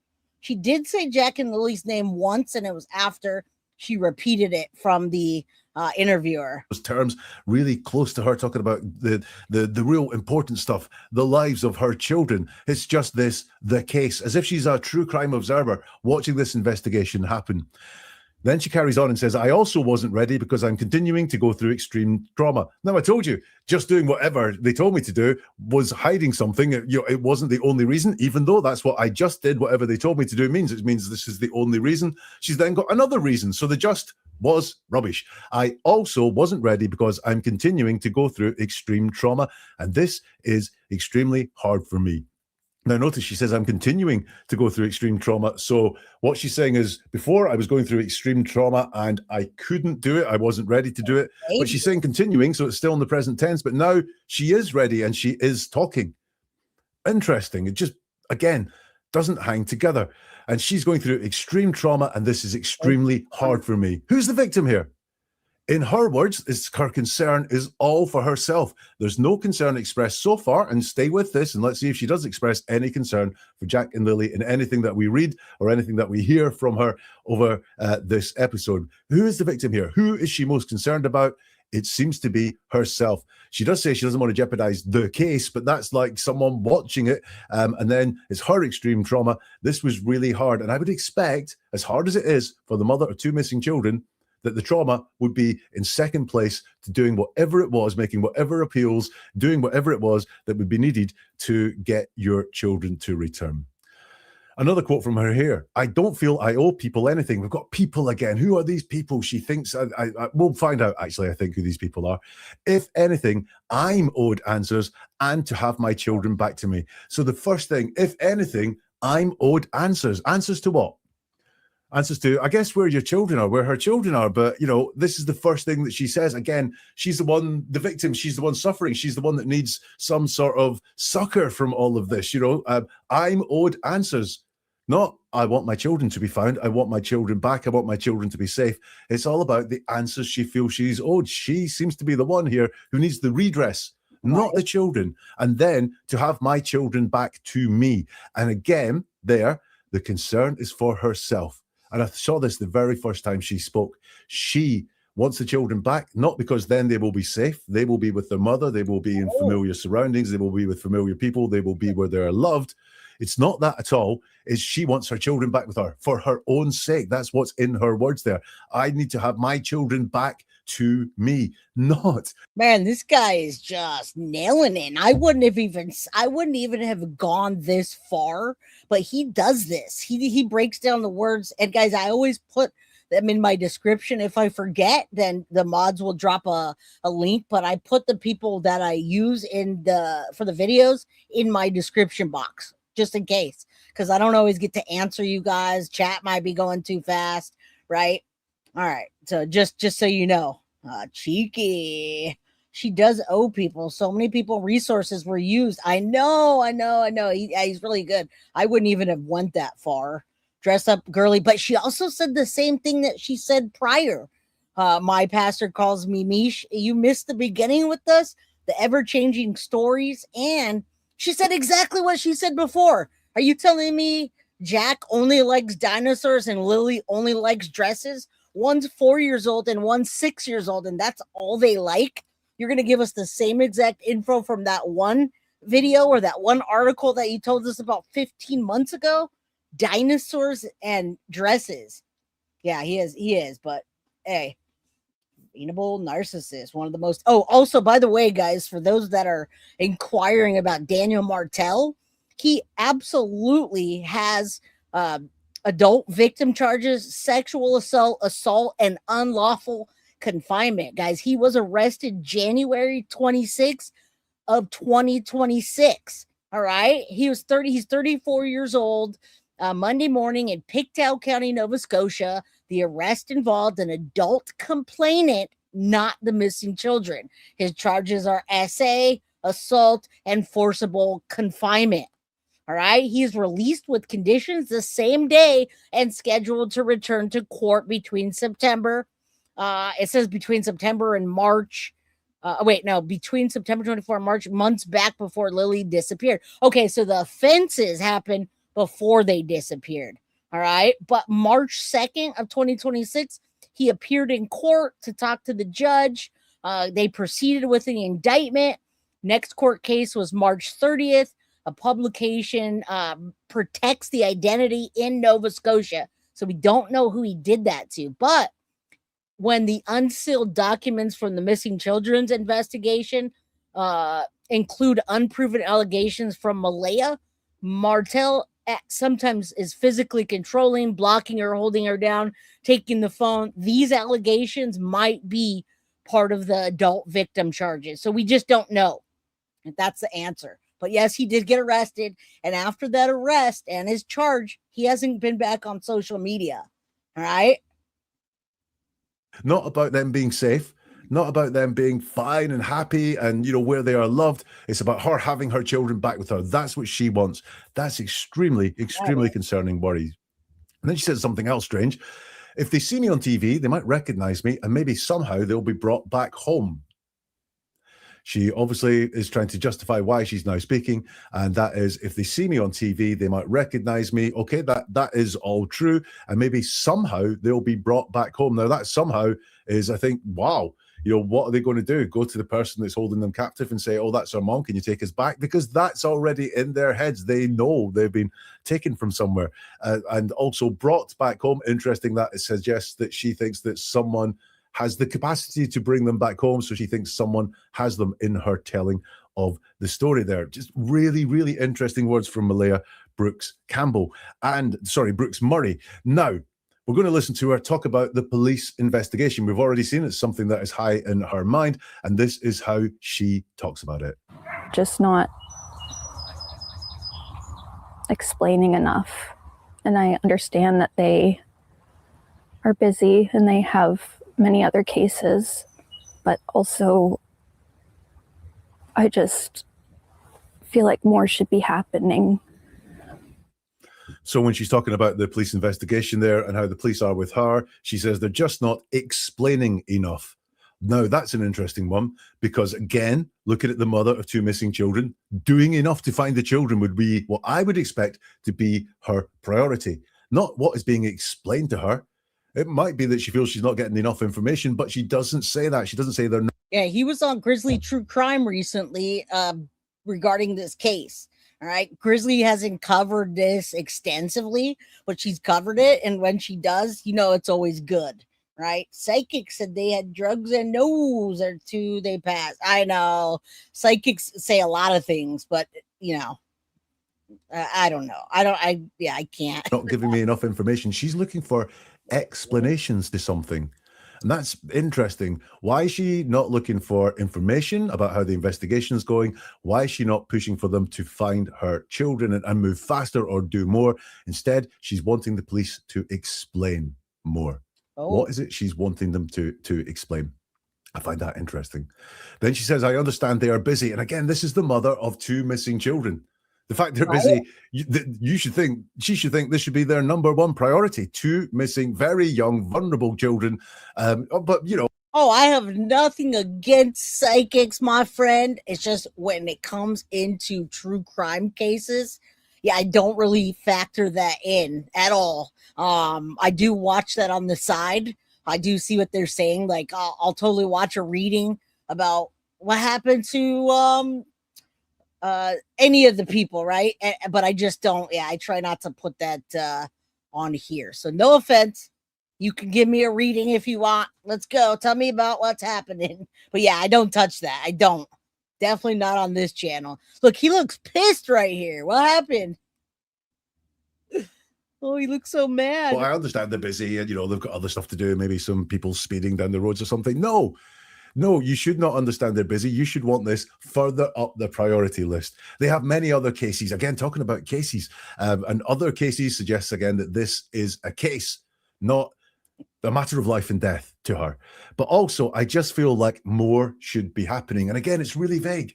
What is this more that should be happening? They should be looking in other places, following up leads that they're not following up. She doesn't say. It's really low-level concern. There's some more in what she has said in the interview that is not in the video clips that we have so far. When she's talking about the police, she says, I continue to get the same update over and over, and I keep asking for new avenues. And they keep saying, we're working on it, and I just don't feel like that's enough. So let's look at that word, new avenues. I keep asking for... And guys, you know what? You guys have been here long enough to know about an investigation like this, and perpetrators or people that are close to the story that may have known what happened. All right. The people that have the like parents that have known what's happened, they're not going to say something like this unless they're trying to fish for information. And that happens. Look at Jen Soto. She's like, let me see more of those pictures.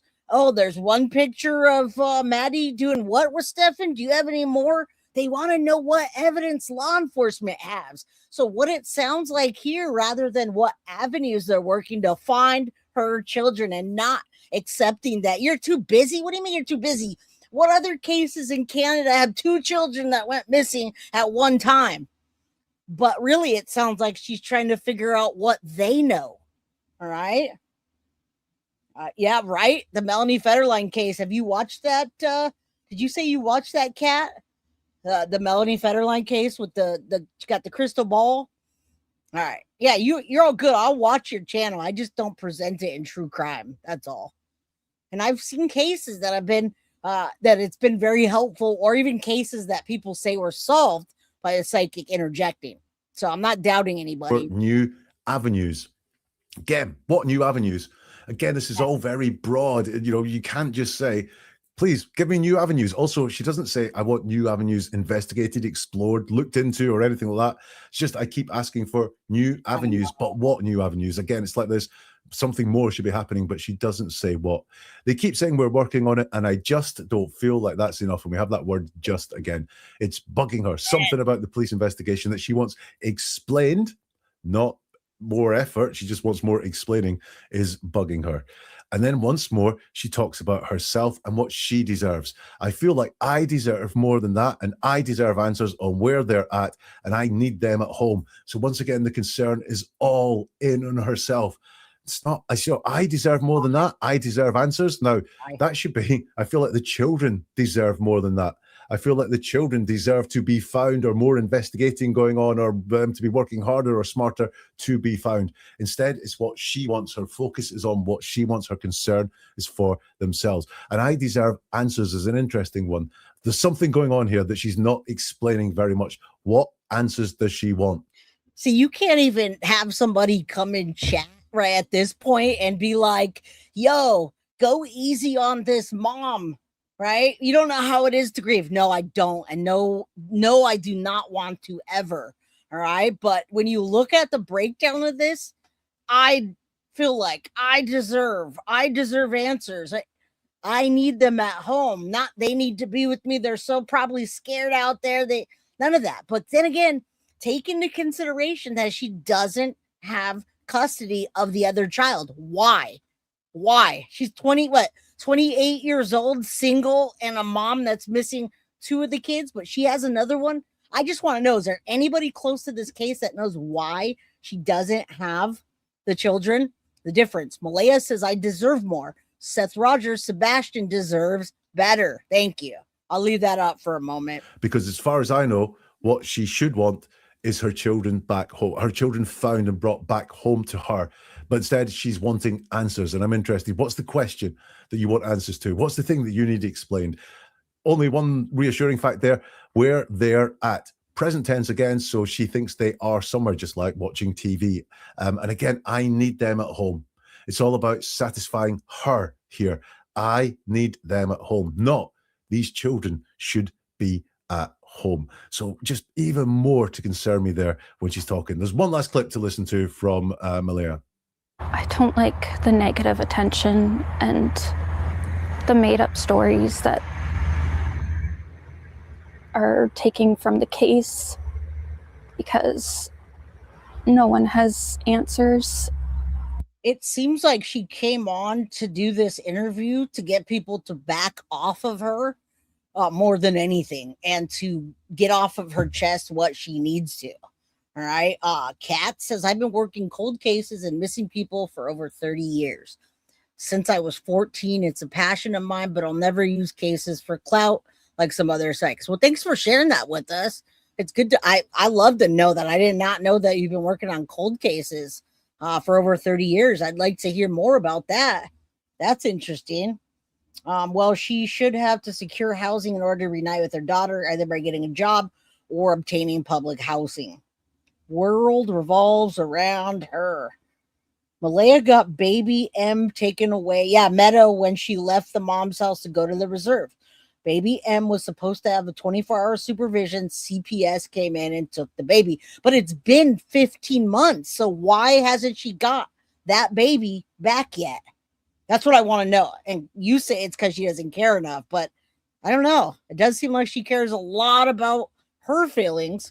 So it seems like they're making up answers for clicks and views, which is so disheartening because these are my babies and these people are taking away from the case and causing distractions.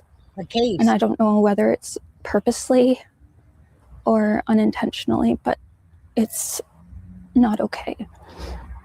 These are my babies and they need to come home.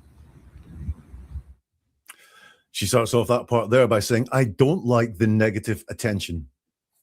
What about the fact that your kids are still missing? She doesn't like the negative attention. She's very explicit about that.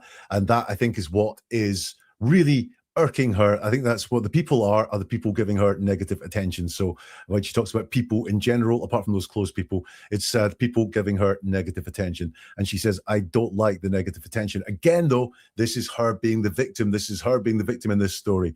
And the made up stories that are taking from the case again. So she's talking about the case. You know, it's not these made up stories that are stopping us finding Jack and Lily. Can't see in this that she mentions Jack and Lily by name once, by the way, at all. You know, it's my babies, my kids, or whatever it is that she calls them. So they are taking from the case because no one has answers. And we have that answers again.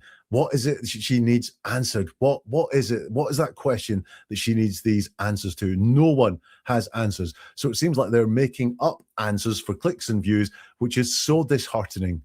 Not bloody annoying, because these are her children, as she goes on to say, and she feels like these made up stories are, you know, taken away from the fact or any efforts to find their children. It's just a little bit disheartening, which is a little bit soft. It should be maddening when these are my. You know, here's the problem. In this whole statement, there's a problem. But Lucky, I'm glad you came in here and said that. It's interesting. She did talk about 2 polygraph tests that she took.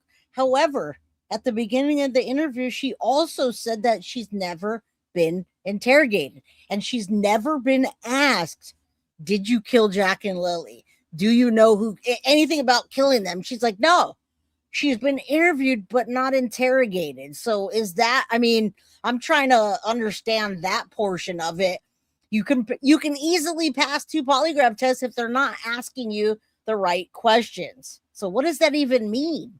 And again, you guys know with the Sebastian Rogers case, Chris and Katie, they were interviewed out of their own home. Everything was light. They never called 911, phoned a friend, right? Yeah, maybe.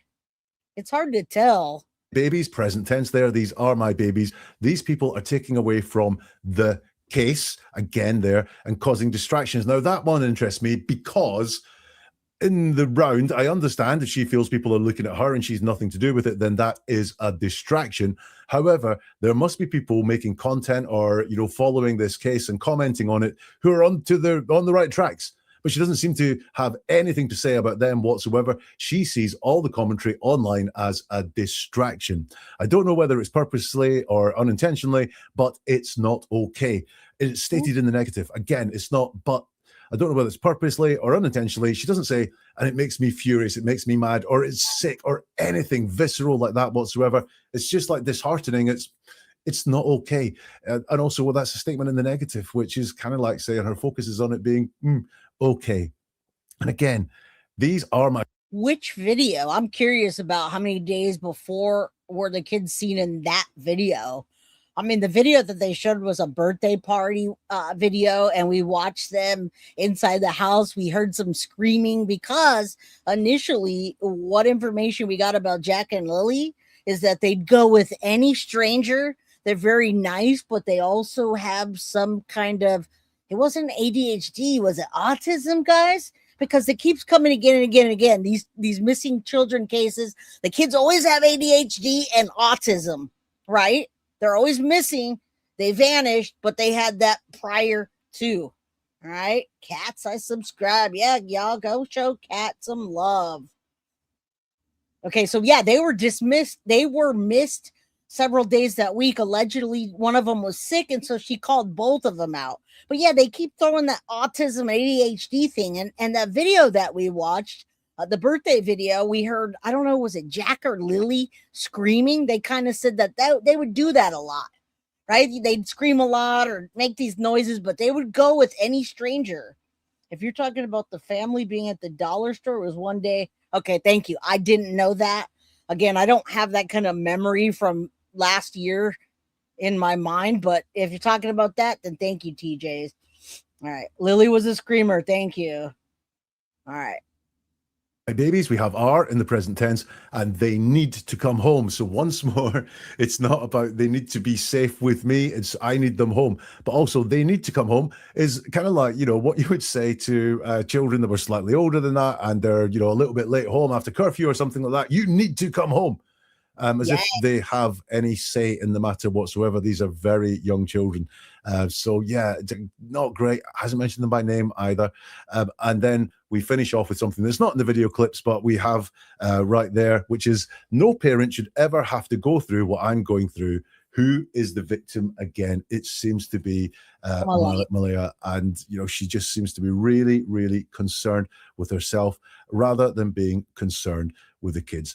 So that is the brand new interview with Malehya Brooks-Murray. What do you think on that one? Here's my thoughts that I wrote down just before I did this.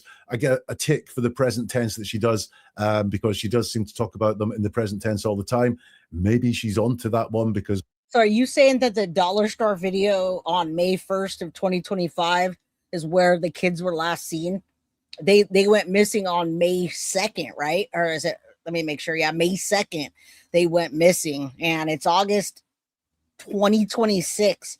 They went missing May 2nd, 2025. I didn't realize about that entire video. And if it's never been released, then obviously we didn't see it. Now, both parents did take polygraph tests, guys, and the results were truthful. But what did they ask? All right, what did they ask? Very often people who have some guilty knowledge do use past tense, but I will give her the tick for the present tense. But the biggest thing that comes through in all of that is her concern for herself. Way more concern for herself than she is with the children. And that's a big red flag for me. That is something that really, really worries me. She seems to be very focused on the case and the investigation, which gives me the impression that she's angry with someone and she really wants this case, this investigation. I don't know. She needs these answers. And she seems to be like almost like an observer watching the case rather than someone who is intrinsically involved in this. But does she feel from I want explanations and I want answers that what has happened to the kids was some sort of act against her? That is something that I could see coming through in the words there. However, the biggest thing in all of that is this concern for herself, which I don't like one bit. Doesn't mention Jack and Lily by name in any of the extracts that I've read or seen, and she's completely concerned with herself as if she is the victim there. Listen, what do you think? I will keep on this. If there's more to come from this interview, I'll do more breakdowns, so it is worth subscribing. I've covered this story in detail. You can find more episodes in podcast or in video form at neveratruerword.com.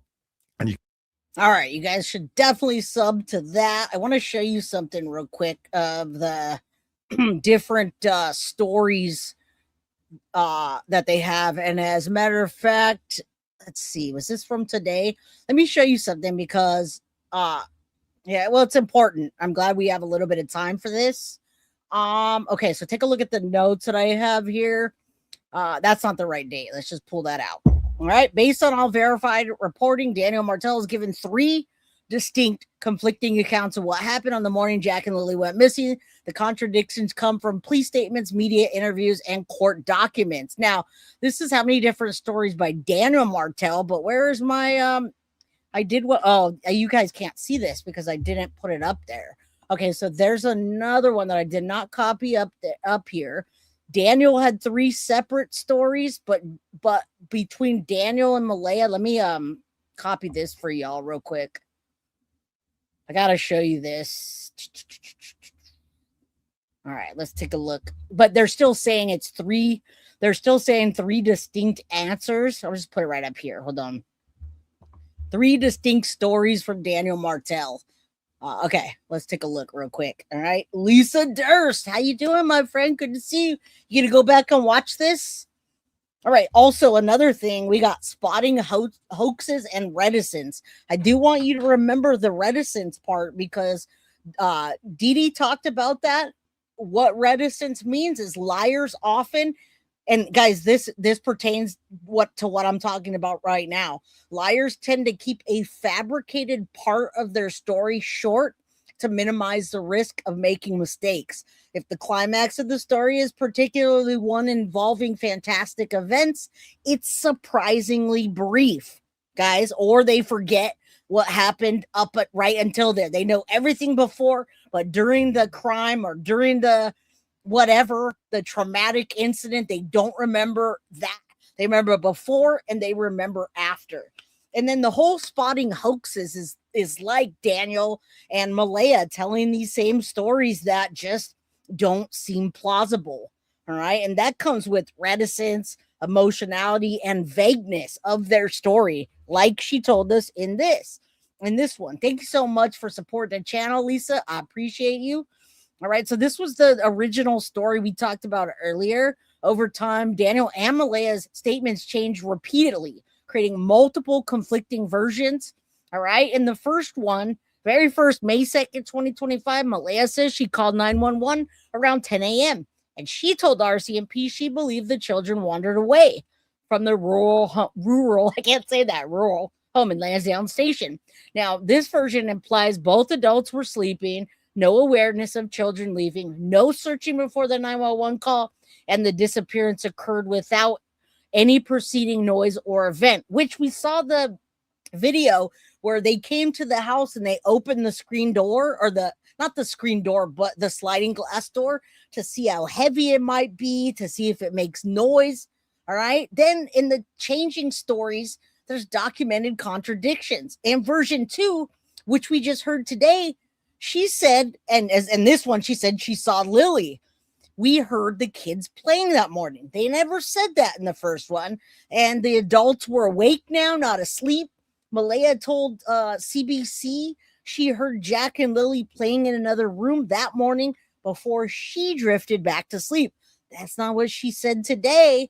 She also said she woke again and realized the house had gone silent, prompting her to call 911. That contradicts the original claim that they were sleeping the entire time and the claim that they went and searched for him before calling 911. Now, key contradiction between awake versus asleep, they heard the kids versus they didn't hear anything. Hence, that sliding glass door that they did an example of. Why even do that?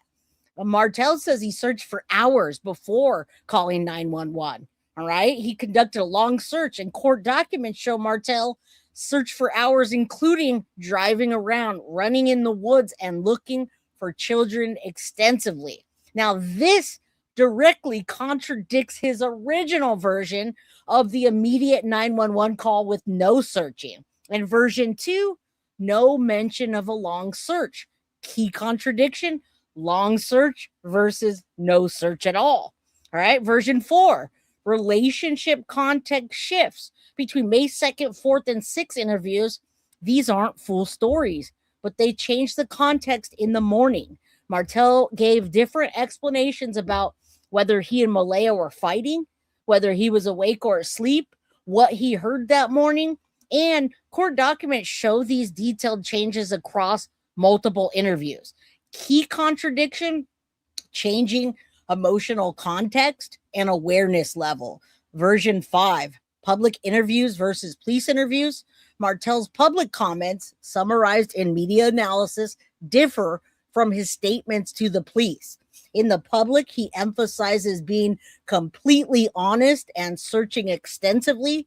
But in police interviews, his timeline and awareness shift depending on the date. All right. So public narrative versus documented police statements. Again, you could see it here right in front of you, right? Who said it, what the court claim was, and what the contradiction is. Now, we went over all that. Version 1, 2, 3, 4, and 5 said by Malehya and Daniel. Malehya here twice, Daniel 3 times, since he talked a lot. Kids were asleep. Kids wandered off while they were asleep versus hearing the kids playing. And today, Malehya said she saw Lilly before she left, before that morning. So Jack and Lily's original story was simply they wandered away while both adults were asleep. All right. Now, over the course of time, they both have given multiple conflicting stories about hearing the children, not hearing the children, being awake, not being awake, etc., etc. All right. All right. That's what I wanted to tell you guys. They had to get the kids out. That's what I think. I think they're gone way before that. And then at this, I just want to show you guys what CBC, how they're reporting on this, of what Malehya said, what they think. We're going to do that. Hit the like button, drop a comment, and then y'all be dismissed. Thank you guys for being here and supporting the channel today.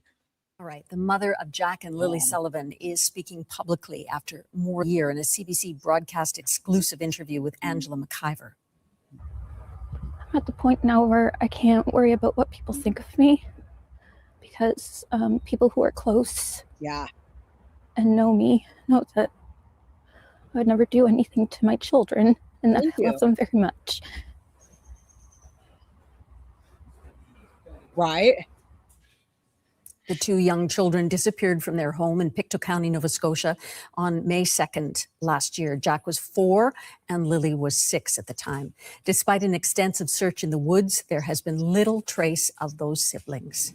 Angela McIver is in Halifax this morning. Angela, you did this interview with the mother. It's been 15 months since her children disappeared. A lot of people wondering, why did their mom... I just want you guys to see what the narrative is saying at CBC, and I wonder if they're holding back because, right, they got the interview with Malehya and they want to be compassionate, which, guys, I wouldn't be able to have her on my show. In all honesty, the fact that I think her and Daniel have done something, I don't think I'd be able to talk to her in the way that I should. But cat's meow, that's an excellent point. 3 young kids and you slept till 10 a.m. and you didn't hear anything? I think she left Daniel because of the baby. I bet her family made a fuss about living conditions and were concerned. Nothing to do with no trust. Well, thank you. In your opinion. And Midnight Lace is back. What's up? Perfect timing. All right. So, oh my God, they haven't found them. No. And this is the first time in 15 months that Malehya is speaking. Decide to speak to you now. Right? Why? Yes, Susan, Malehya Brooks-Murray has been very quiet since the weekend Jack and Lilly went missing. And she says that's because RCMP actually advised her not to talk publicly. And she said she took that advice and took it very seriously because she didn't want to jeopardize the case. But now, Susan, as time goes on and things have become really quiet with the investigation, she says she doesn't like that part. And while she appreciates everything the RCMP has done for her and her family, she is frustrated that they are not talking as often to her directly. Just not explaining enough. And I understand that they are busy and they have many other cases. So imagine what she's saying here. Imagine her coming in. Yeah, that was a great point. Imagine what she's saying right now. It sounds to me in this context like she calls RCMP and says, is there anything new that you've learned about the case? Has there been any sightings? Have you found any new? And they say, hey, lady, like we're still not interviewing. We're still investigating. What can we tell you? There's not much to tell you. Is there anything you want to tell us? All right. Yeah, that's what I was saying. Like if they were up all night partying, that makes sense why they were sleeping. But nobody sleeps till 10 a.m. with 3 small kids, unless, well, probably they're partying all night. All right. Be dismissed like in class. Oh, I love being dismissed in class. All right. More Than Words. Awesome live. Lots of respect. Good vibes. Subbed up. Well, thank you. More Than Words. Do you have a channel? I like that. More Than Words. All right. Let's continue. We're almost done here. We should have a bell ring. I love being dismissed from class. But also, yes. I just feel like more should be happening. How has the RCMP responding to her concerns there and to her speaking out? Well, RCMP declined our request for an interview, but they did send a statement which says the investigation into the disappearance of Lilly and Jack Sullivan remains a priority for the Nova Scotia RCMP. The Mounties went on to say many of the investigative steps being taken and the progress being made can't be shared publicly. Now, Susan, when I did press them on some of these things and ask some follow-up questions, they said that right now at this stage of the investigation, all information that can be released publicly has been shared and that investigators remained committed to establishing what happened to Jack and Lilly Sullivan. Angela, this has been such a high-profile case. Have the police or authorities said at least whether they consider this a criminal case or whether there are any suspects at this point? Nope, not a damn. Yeah, at this point, officially, RCMP continue to say that there are no reasonable grounds to believe that something criminal in nature happened here, and they have not identified any suspects publicly. Now, Malehya Brooks-Murray says it's her understanding, based on her conversations with RCMP, that they do not suspect her or her family to be involved in the disappearance. But she says she doesn't know what happened. And she described to me that that morning, the morning that the children went missing, she heard both Jack and Lilly in the house, and she saw Lilly when she popped into the bedroom. I don't even remember her saying that she ever saw Lilly. Yeah, they're investigating her and she's minimizing. Of course. Why wouldn't she? But they never, if they investigated her, they never sat her down and interrogated her. It doesn't even sound like they did much of an interview. I know they couldn't have got that far, but listen, guys, tell me this. How is this possible that 10 a.m. they call 911 and all of a sudden, Daniel Martel had been out for hours looking for the children. More like been out for hours trying to hide the evidence to where the children were or where they were put or what happened to them. That just doesn't make sense. If they called at 10:01 a.m., then when did he do that? 8 in the morning? Did they wake up at 8 a.m. and search for 2 hours before ever calling 911? That doesn't make sense either. So I don't know. I don't know what to, and I don't know. I don't think I said 3 years. Did I say 3 years about something? We're at 15 months now that the children have been missing, over 15 months. And then a few hours later, it was silent. And then her life has completely flipped upside down since that day. So she says that she knows that people, especially online, have been critical of her, why she has remained silent, and whether they indicate that maybe she had something to do with it. And she says that despite all of that criticism, she just is trying to shut that out, block that out, and not pay any attention to it. I don't like the negative attention and the made-up stories that are taking from the case. The case. Made up stories about the case. Well, tell us some of those made up stories, Malehya. Tell us they're not true. All right, Excited Utterance. Welcome. You guys, welcome, Excited Utterance. You were on Turtle Island last night. Yeah, another Turtle Island in the house. Another Turtle Island crew. All right. No, you didn't. The searchers complained how difficult the terrain was. Those kids didn't walk anywhere, and I agree.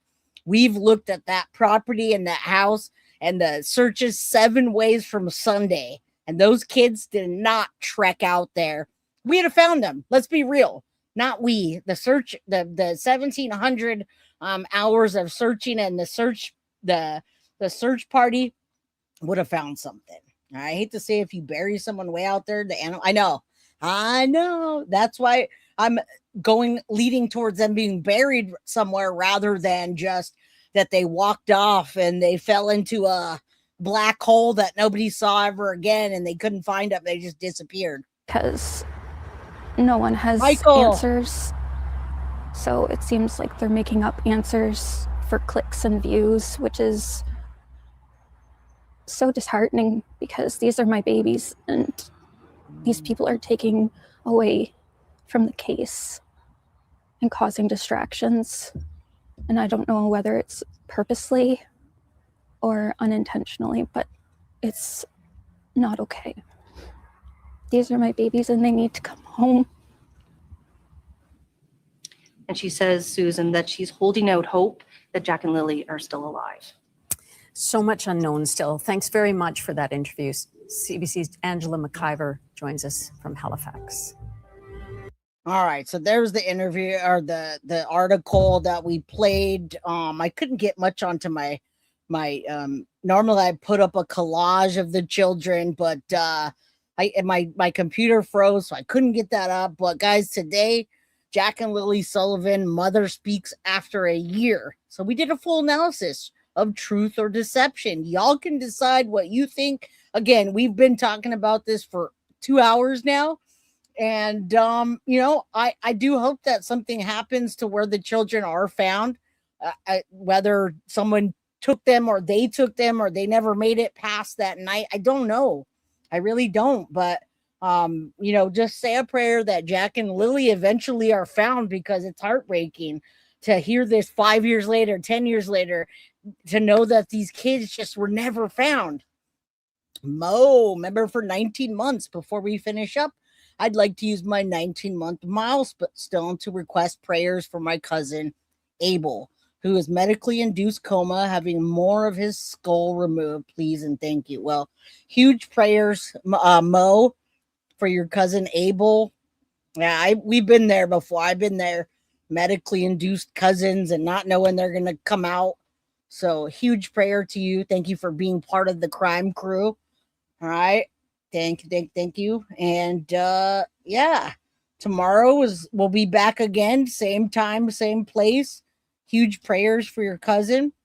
All right, Hella, good to have you here. You think the kids likely died away from the house because the cadaver dogs would pick up their scent. And that's a possibility as well, right? That's a possibility. We don't know if there was an OD or some kind of accident or what. We just simply have no idea. Thank you guys for all the love and the hugs and the prayers for Mo. All right, prayers for Abel. And guys, thank you guys for being a kick-ass crew. Thanks for the mods kicking out the trolls and the people that have respect on this channel. All right, guys, class is dismissed. I'll see you guys tomorrow. 4 p.m. Pacific Standard Time, 7 p.m. Eastern. Thank you, guys. Love you. See you tomorrow. Good night. Time to eat. Guilty of crime. I want to thank you for watching. If you enjoyed my content, please share this video, like, and subscribe. You can also follow me over at Facebook, Instagram, TikTok, X, or Gmail. If you'd like to donate to my channel, you can use Cash App or Venmo or PayPal. Thank you very much in advance. Guilty of crime. Are you guilty of crime?